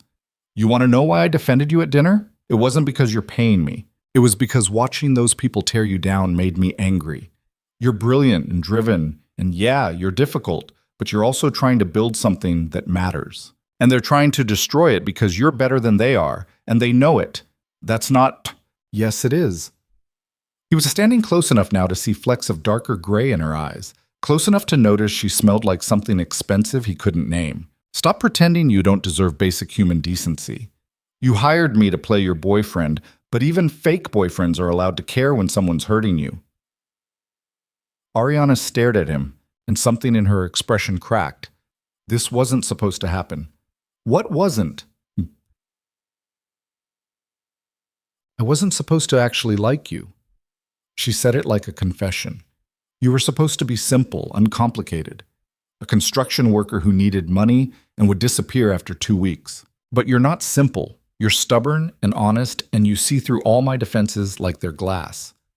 Is that a problem? Yes, because in 10 days you leave, and I go back to my empty penthouse and my betrayed company and my family who thinks I'm a failure. And now I have to do all of that while remembering what it felt like when someone actually gave a damn about me without wanting something in return. Mason's hand came up almost involuntarily, brushing a strand of dark hair away from her face.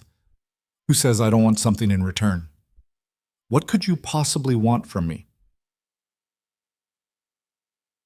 Maybe just this. Whatever this is right now, no performance, no pretending, just you being honest for 5 minutes. Ariana's breath hitched. Mason! A knock on the door made them both jump apart. Patricia's voice came through.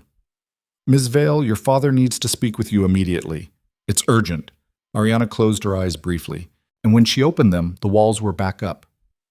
I have to go. Yeah, I know. Us. She left without looking back, and Mason stood alone in the sitting room wondering what the hell had just happened. The boundaries of their arrangement had just gotten dangerously blurry, and he had no idea how to navigate that. His phone buzzed, a text from Carol. Chloe apologized to Tyler. Principal is letting her off with a warning. She wants to video chat with you tonight. Mason texted back, tell her I'll call at 7 her time. And Carol? Thank you. For everything. Don't thank me yet. Wait until you see the credit card bill for the therapy I'm going to need after this. Despite everything, Mason smiled. The rest of the day passed in a haze of tension. Ariana was locked in meetings with her executive team, trying to identify the leak. Richard paced the halls, making phone calls in harsh whispers.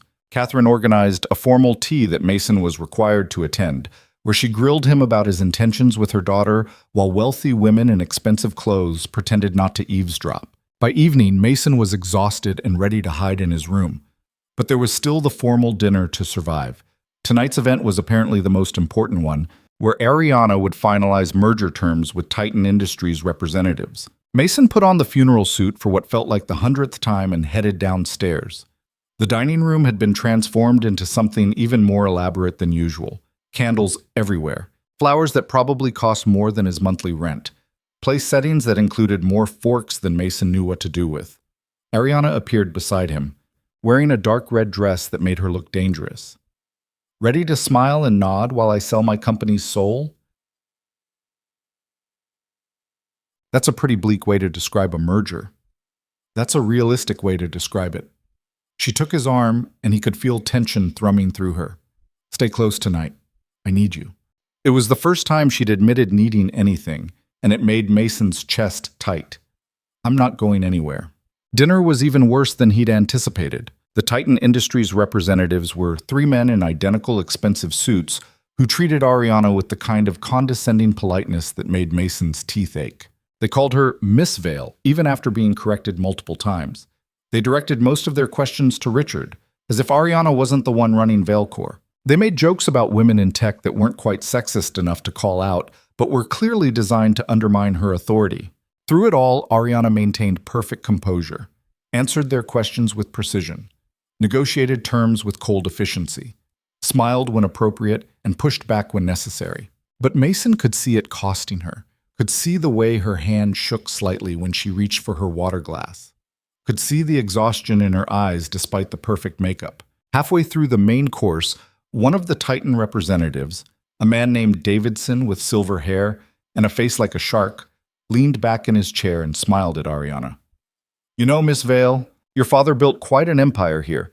It would be a shame to see it dismantled by someone who doesn't fully understand the weight of that legacy." The table went quiet. Richard's face darkened. Catherine looked like she wanted to intervene, but didn't know how. Ariana set down her fork with careful precision.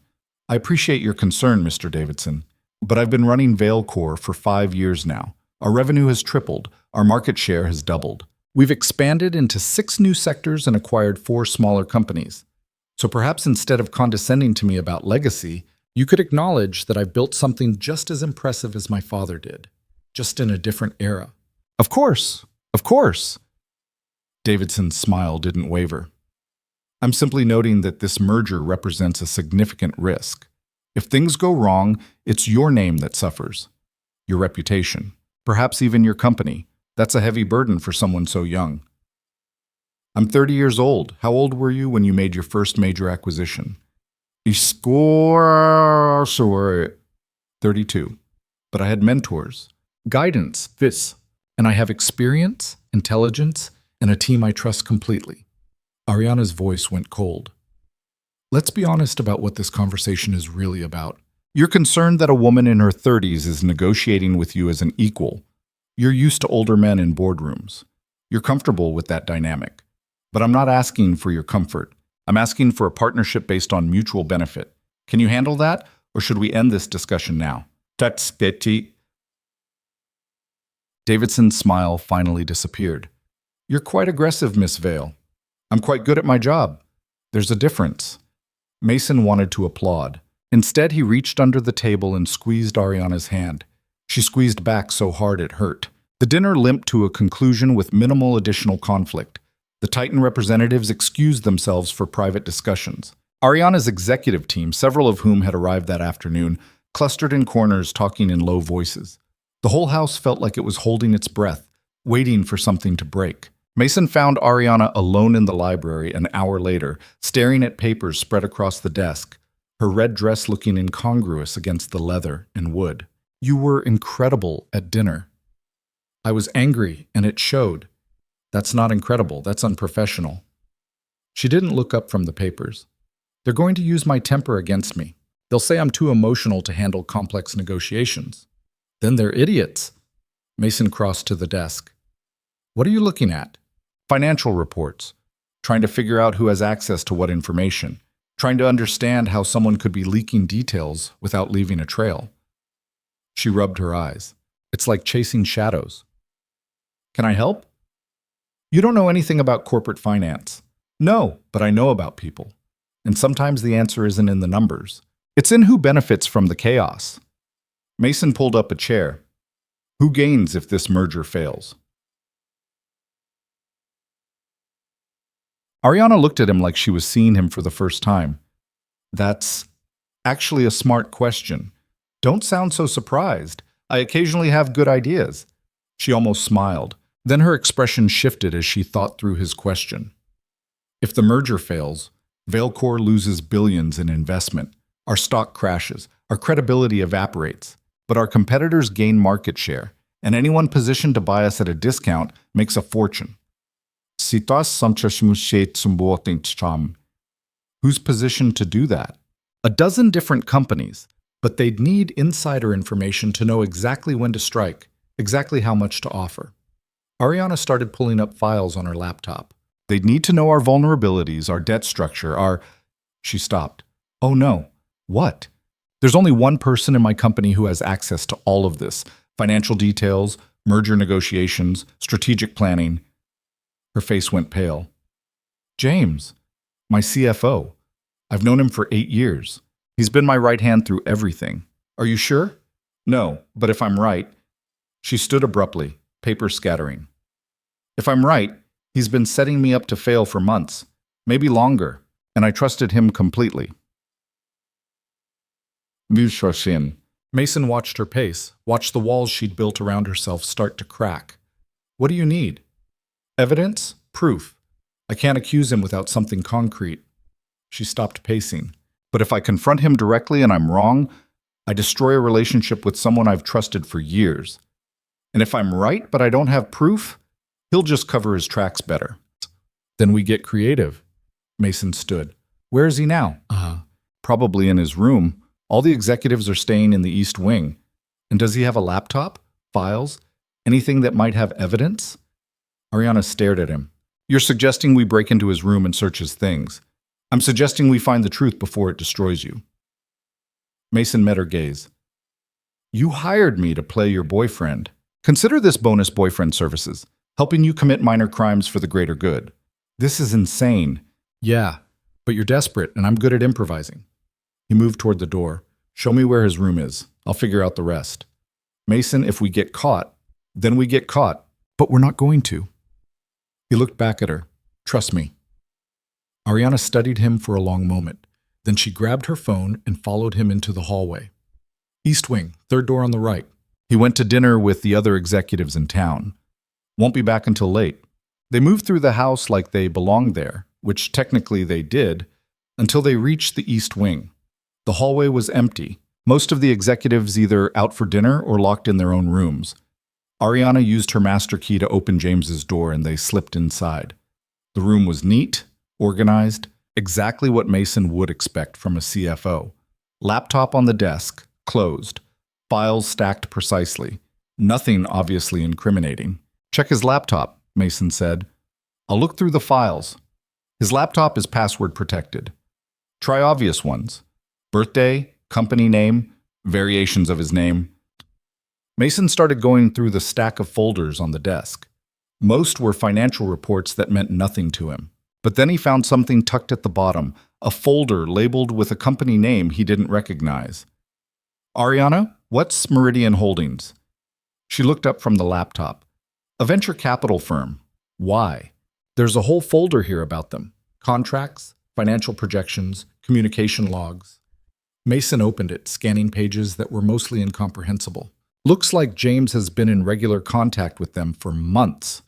Ariana crossed to him, took the folder, and her expression went from confused to horrified. Meridian Holdings is owned by Marcus. Your brother? My brother who works in venture capital and would love nothing more than to see me fail so he can claim he's the successful child. Her voice shook. Her voice. Marcus and James have been coordinating this whole time. They've been planning to tank the merger, crash our stock price, and then have Meridian Holdings buy Veilcore at a fraction of its value. That's, Corporate betrayal, family betrayal, complete destruction of everything I've built. Ariana's hands clenched on the folder. And I trusted both of them. Take pictures of everything.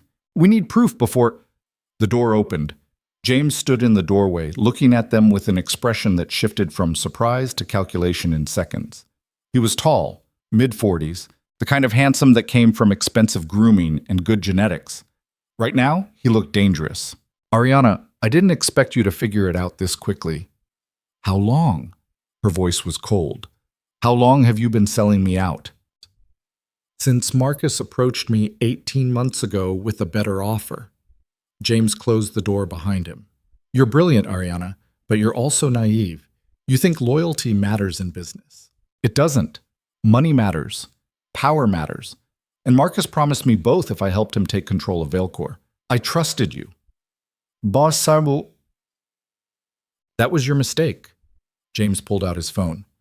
Now you're going to give me that folder, and we're going to pretend this conversation never happened. Or I make one call, and every media outlet in New York gets leaked documents showing you've been embezzling from your own company. I've never embezzled anything in my life. No, But I have the documents that say you did. Very convincing forgeries. Enough to destroy your reputation and land you in prison. He smiled. Your choice, Ariana. Give me the folder or watch your life collapse. Mason felt rage flood through him. You're threatening her in her own house. You're the fake boyfriend, right? The construction worker she hired to play pretend? James laughed. Interesting choice. Very authentic.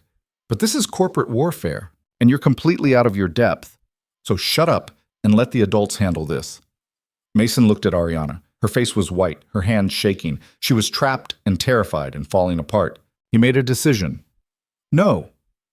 James blinked. Excuse me? I said no. We're not giving you anything. We're taking this folder and all the evidence in it, and we're going to expose exactly what you and Marcus have been doing. Mason crossed his arms. And if you try to use those forged documents, we'll prove they're fake and add fraud to the list of crimes you're committing. You have no idea what you're dealing with. Maybe not, but I know a coward when I see one. You're so threatened by her success that you had to team up with her mediocre brother to destroy her. That's pathetic. Mason took a step forward. Make your call. Send your fake documents. We'll fight you every step of the way. And when this is over, you'll be the one facing prison time while she's still running her company. James's expression went from amused to furious. You're making a very stupid mistake. Wouldn't be the first time. For a moment, Mason thought James might actually attack him. Then the CFO turned and walked out, slamming the door behind him. Ariana sank into a chair, still clutching the folder. He's going to leak those documents. My reputation will be destroyed. Then we move faster. We expose him first. Mason pulled out his phone. Call your lawyer. Call your board. Call whoever you need to call. We have evidence of corporate betrayal and conspiracy. That's worth more than forged documents. You don't understand. In the business world, perception matters more than truth. If those documents get released, even if we prove they're fake, the damage is done. Investors will panic. The merger will collapse. Everything I've worked for will be gone. Mason knelt in front of her chair. Then we fight. We find more evidence. We build a case so strong that nobody believes his lies. We don't give up. Why are you doing this? This isn't what you signed up for. Maybe not, but I'm not walking away while someone tries to destroy you. He took her hands. You're paying me to play your boyfriend. Well, this is what boyfriends do. They stand with you when things get hard. Ariana looked at him with an expression he couldn't read. Then she pulled him forward and kissed him. It wasn't performative or planned. It was desperate and real, and tasted like fear and fury and something that felt dangerously close to hope. Mason kissed her back, forgetting about the arrangement, forgetting about the money, forgetting everything except the fact that this brilliant, damaged woman needed someone to believe in her. When they finally broke apart, Ariana's eyes were wet. This is so stupid. You're leaving in 10 days. Yeah, but we've got 10 days to fix this. What? That's not enough time. Then we make it enough. Mason stood, pulling her up with him. Come on, we've got work to do. They left James's room with the folder tucked under Ariana's arm, walking back through the house like they were heading into war, which Mason supposed they were. Behind them, somewhere in the darkness of the East Wing, James was making phone calls that would change everything. The countdown had started, and Mason had no idea if they could win, but he knew they were going to try. The next 12 hours moved like a fever dream. Ariana locked herself in her suite with Patricia and 2 forensic accountants she trusted, combing through the evidence they'd stolen from James's room. Mason paced the hallway outside, making coffee runs and fielding calls from Carol about Chloe's school situation and trying not to think about the fact that everything was about to explode. At 3 in the morning, Ariana emerged looking exhausted and furious. We have enough. Communications between James and Marcus dating back 18 months. Financial transfers from Meridian Holdings to James's offshore accounts. Plans to short Veilcore stock the day after the merger collapsed. She handed Mason a stack of printed documents. Patricia's already filed an emergency injunction. We're going public with this tomorrow morning. What about the forged embezzlement documents? James hasn't released them yet. He's waiting to see if I'll back down. Ariana's jaw tightened. But he will. As soon as he realizes we're going public with the evidence against him, He'll try to destroy me first. Then we need to move faster than he does. That's the plan. She looked at Mason with something that might have been gratitude or exhaustion or both. Thank you for breaking into his room, for refusing to give up, for acting like any of this matters to you. It does matter to me. Because I'm paying you, Charles.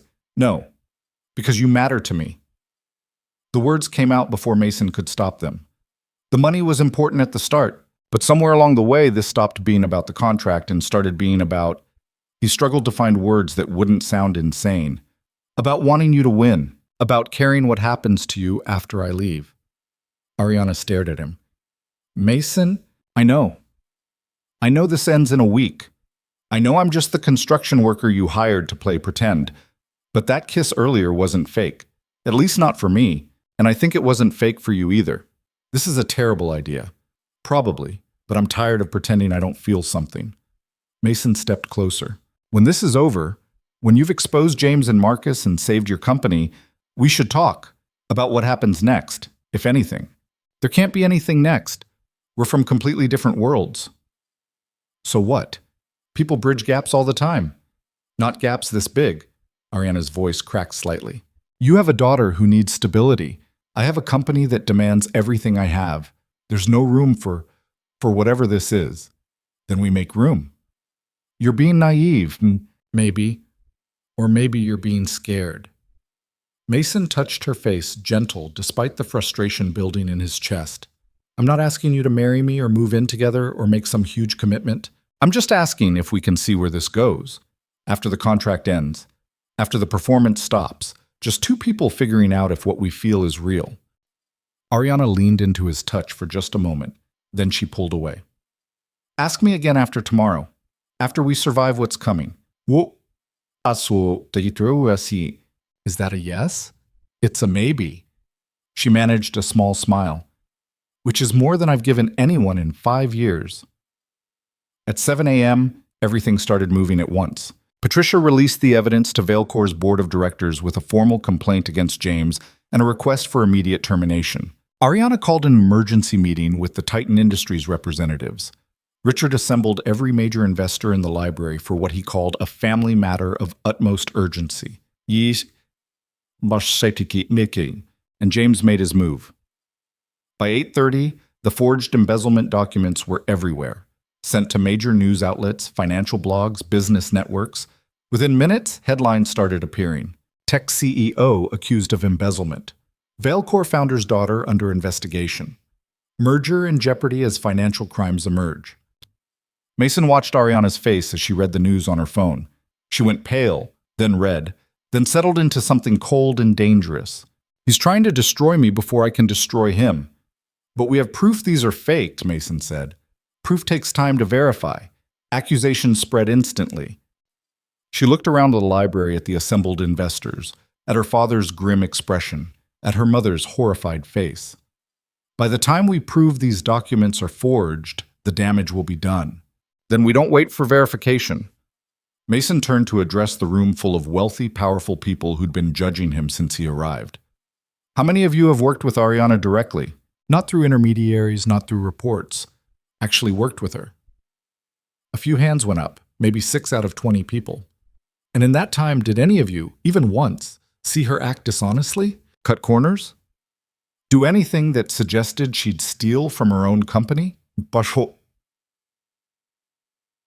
Silence. Then one of the Titan representatives spoke up. No. If anything, she's been aggressively transparent, sometimes to her own detriment. Right. Because she's not a criminal. She's someone who's been betrayed by people she trusted, and now they're trying to make her look like the villain. Mason looked at Richard. You built this company from nothing. You know what real integrity looks like. Is your daughter capable of embezzlement? Richard stood slowly, and the room seemed to hold its breath. No, Ariana is many things, stubborn, driven, occasionally reckless in her ambition.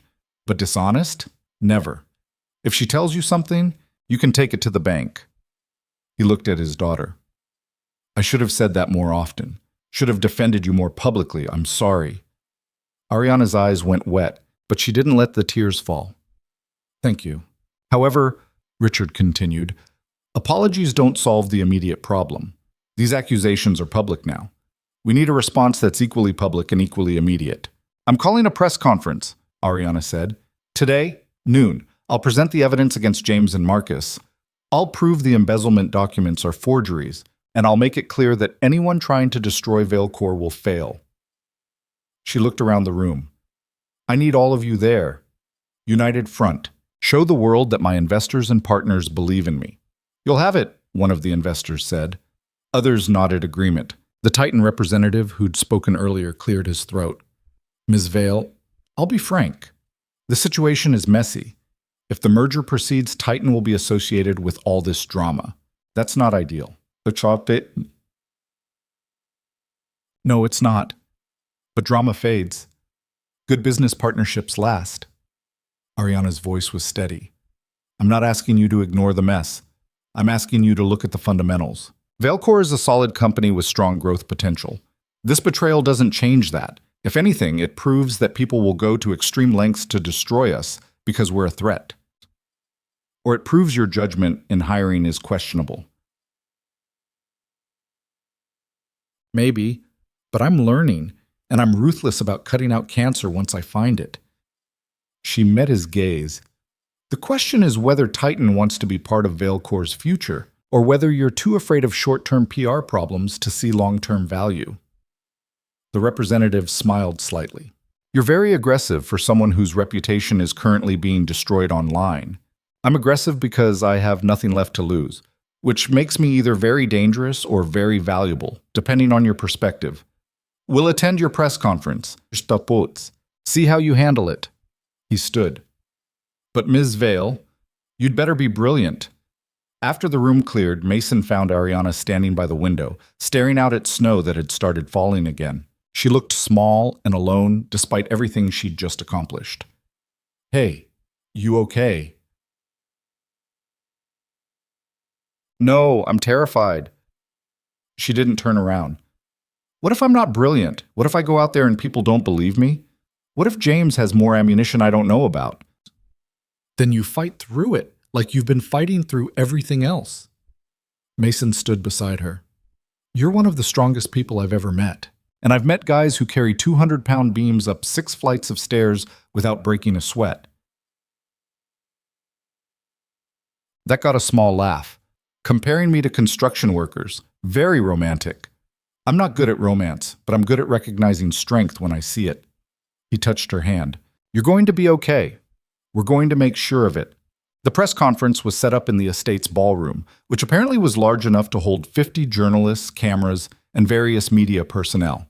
Ariana stood at a podium looking simultaneously terrified and fierce, dressed in a black suit that made her look like she was attending either a funeral or a declaration of war. Mason watched from the side of the room, surrounded by investors and family members, and people whose opinion of him ranged from dismissive to hostile. He didn't care. All that mattered was Ariana up there, about to fight for everything she'd built. She started by addressing the embezzlement accusations directly, presented forensic evidence that the documents were forged, showed timestamps that proved they'd been created weeks after the financial transactions they supposedly documented, named James as the source of the forgeries and Marcus as his co-conspirator. Then she went on the offensive.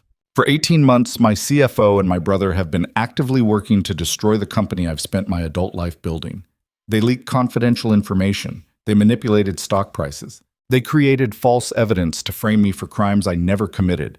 And they did all of this because they couldn't stand the fact that I was successful on my own terms. Her voice didn't shake. She looked directly into the cameras.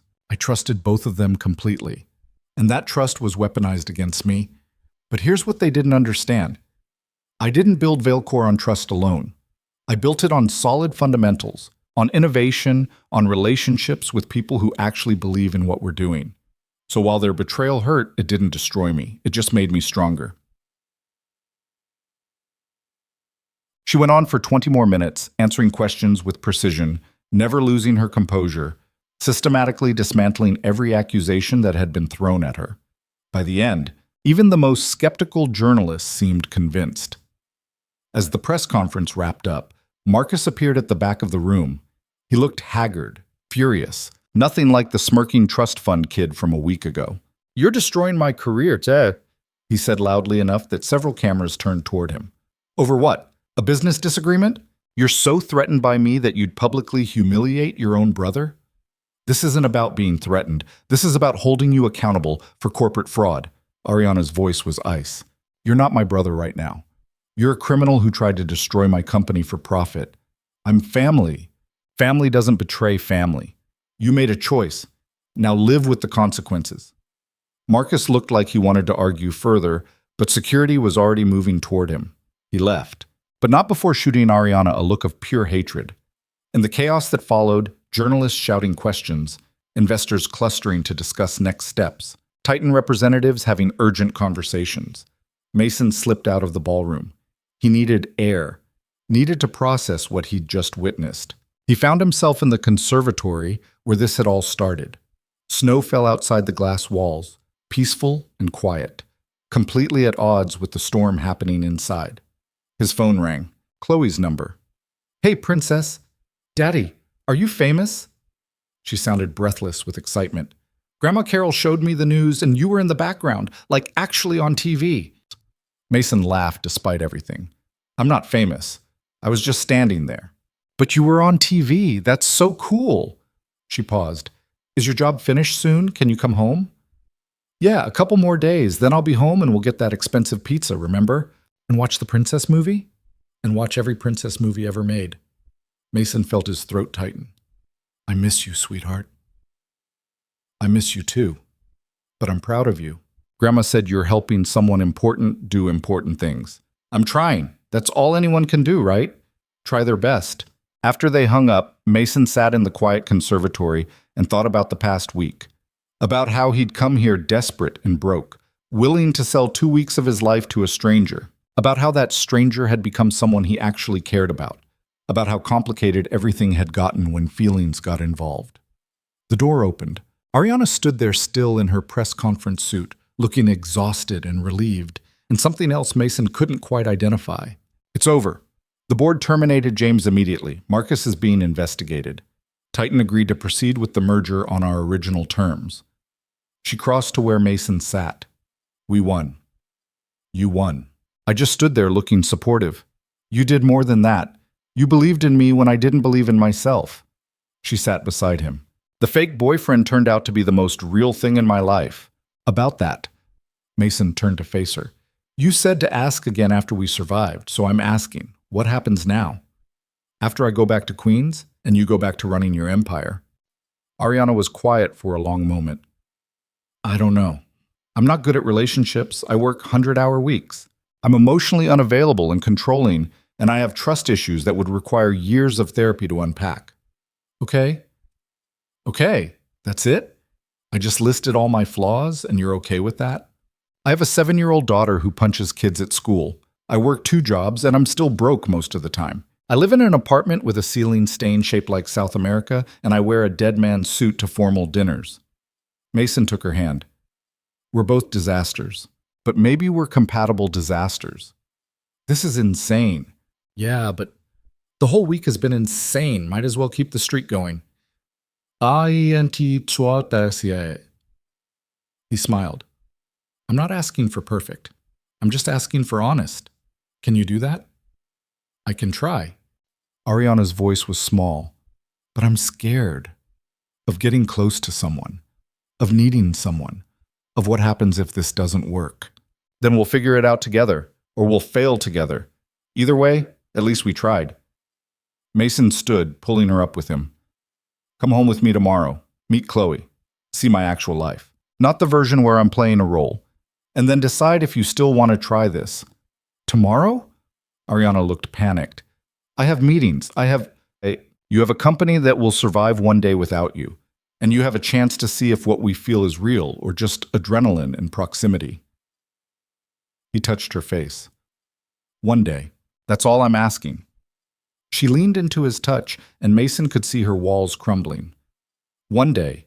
But if Chloe hates me, she won't. She's 7. She likes everyone who brings her presents. I don't know what 7-year-olds like. Then we'll figure it out together. Mason kissed her forehead. Stop overthinking. Just say yes. Ariana took a breath. Yes, one day. But after that, I need to get back to. We'll see. Mason smiled. Maybe you'll like Queens more than you think. The next morning, Mason packed his pathetic duffel bag for the last time. The funeral suit went back in the closet, probably never to be worn again. The estate that had felt so foreign a week ago now felt almost familiar, though still completely wrong for someone like him. Margaret appeared in his doorway with an expression that might have been the closest thing to approval she was capable of. Mr. Reed, Ms. Vale asked me to give you this. She handed him an envelope. Inside was a check for $50,000 and a handwritten note. You earned every penny of this. And maybe something more valuable, too. Thank you for seeing me when everyone else just saw the CEO. A Mason stared at the check. It was more money than he'd ever held at once. It was breathing room and safety and the ability to stop drowning for a while. But looking at it now, it felt almost secondary to everything else that had happened. He found Ariana waiting by the car, dressed casually in jeans and a sweater that probably still cost more than his entire wardrobe, but at least made her look less intimidating. Her hair was down, no makeup, just her actual face without the armor. Ready? She asked. Are you? Absolutely not, but I'm doing it anyway. The drive back to Queens took 3 hours. They talked about everything and nothing. Her plans for restructuring Valecor's executive team, his need to find a new construction job, Chloe's ongoing school situation, the fact that neither of them had any idea what they were doing, but were doing it anyway. When they finally pulled up outside Mason's apartment building, Ariana stared out the window at the peeling paint and broken steps, and the bodega on the corner with the neon sign that flickered. This is not a mansion in the Adirondacks. Yeah, I know. Mason grabbed his bag. Last chance to back out. I'm not backing out. She got out of the car, looking completely out of place and somehow exactly where she needed to be. Let's meet your daughter. Carol answered the door with Chloe bouncing beside her, and the kid's face lit up like Christmas when she saw Mason. Daddy. She launched herself at him, and Mason caught her, lifting her up despite the fact that she was getting too big for it. She smelled like strawberry shampoo and childhood, and holding her made everything else fall away. I missed you so much, Chloe said into his neck. Did you bring me a present? Something like that. Mason set her down and gestured to Ariana, who looked terrified. This is my friend Ariana. Ariana, this is Chloe. Chloe studied Ariana with the brutal honesty of 7-year-olds. You're really pretty. Are you Daddy's girlfriend? Ariana looked at Mason, then back at Chloe. I'm working on it. Is that okay with you? I guess. Do you like princess movies? I've never actually watched one. Chloe's eyes went wide with horror. Never? Not even the one with the ice castle? Not even that one. Then you have to watch it with us, right, Daddy? We're getting the expensive pizza and watching princess movies, and Ariana has to come because she's never seen them, and that's like not knowing how to read. Mason laughed. I think we can arrange that. They ordered the pizza with the stuffed crust that Chloe loved. They crammed onto Mason's small couch that had a spring poking through one cushion. They watched 3 princess movies back to back while Chloe provided running commentary, and Ariana asked questions that made Chloe feel like the smartest kid in the world. And somewhere in the middle of the second movie, Chloe fell asleep against Ariana's shoulder. And Ariana looked at Mason with an expression that said she was just as surprised as he was that this felt right. Later, after Chloe was in bed and Carol had gone home with a knowing look, Mason and Ariana stood in his kitchen that was barely big enough for 2 people. Your daughter is incredible, Ariana said. Yeah, she's the best thing I ever did. Mason leaned against the counter. So, what do you think? Still want to try this? It's complicated. You're in Queens. I'm in Manhattan. You have a daughter who needs attention. I have a company that demands everything. Ariana moved closer. But I haven't felt this okay in years, like I don't have to perform or prove anything. I can just be. That's the goal. Just being. What? I'm going to be terrible at it. I'll work too much. I'll cancel plans. I'll probably make you want to throw things at me. And I'll be broke most of the time. I'll have custody emergencies. I'll never fit into your world. Mason pulled her close. But maybe that's okay. Maybe we don't need to fit perfectly. We just need to fit well enough. Ariana kissed him, and it was different from the desperate kiss in the mansion. This was slower, softer, real. When they broke apart, she was smiling. 1 month. Let's try this for 1 month. See if we can make it work with real life instead of fake relationship performances. 1 month, and then? Then we see. She touched his face. I'm not promising forever, but I'm promising to try. That's more than I've given anyone in a very long time. I'll take it, boss. 3 months later, Mason stood in Ariana's penthouse apartment overlooking Manhattan, watching Chloe show Ariana her latest art project while the sun set over the city. The past 12 weeks had been chaotic. Missed dates because of work emergencies, arguments about time management and priorities, moments where the gap between their worlds felt impossible to bridge. But there had been other moments too. Ariana showing up at Chloe's school play with flowers, Mason surprising her at her office with dinner when she forgot to eat, the three of them becoming something that looked almost like a family, even though it was messy and imperfect and nothing like what either of them had imagined. Velcor had completed the merger successfully. Ariana had restructured her executive team and implemented programs to help struggling single parents find housing and childcare, something she'd never have thought about before meeting Mason and seeing how hard it was to survive on the edges. And Mason had finally found steady work at a construction company that paid decent wages and actually followed safety regulations. It wasn't luxury, but it was stable. Between that and the money Ariana had paid him, which he'd put into a college fund for Chloe despite Ariana's protests, things felt manageable for the first time in years. Daddy, look! I made Ariana into a superhero! Chloe held up a drawing of a stick figure in a cape with dark hair and what might have been a laptop. That's beautiful, sweetheart. Mason smiled at Ariana over Chloe's head. Very accurate. I'm not a superhero, Ariana said, but she was smiling too. Yes, you are. Daddy said you saved your whole company from bad guys. That's superhero stuff. Chloe handed her the drawing. You can keep it for your office. I will. Thank you. Ariana's voice was soft in a way that still surprised Mason every time he heard it. Later, after Chloe was asleep in the guest room that was slowly becoming her room, Mason and Ariana stood on the balcony looking out at the city lights. I've been thinking, Ariana said, about what comes next. Yeah? This? Us. It's working. Better than I expected. Better than I thought I was capable of. She took his hand. I know we said we'd take it slow, 1 month at a time, but what if we stopped pretending this is temporary? Mason's heart kicked. What are you saying? I'm saying maybe we make this permanent. Not living together immediately, not rushing into anything, but acknowledging that this is real, that I want you in my life. Both of you. She looked at him. Is that something you'd want? Are you kidding? I've wanted that since the conservatory at your family's estate.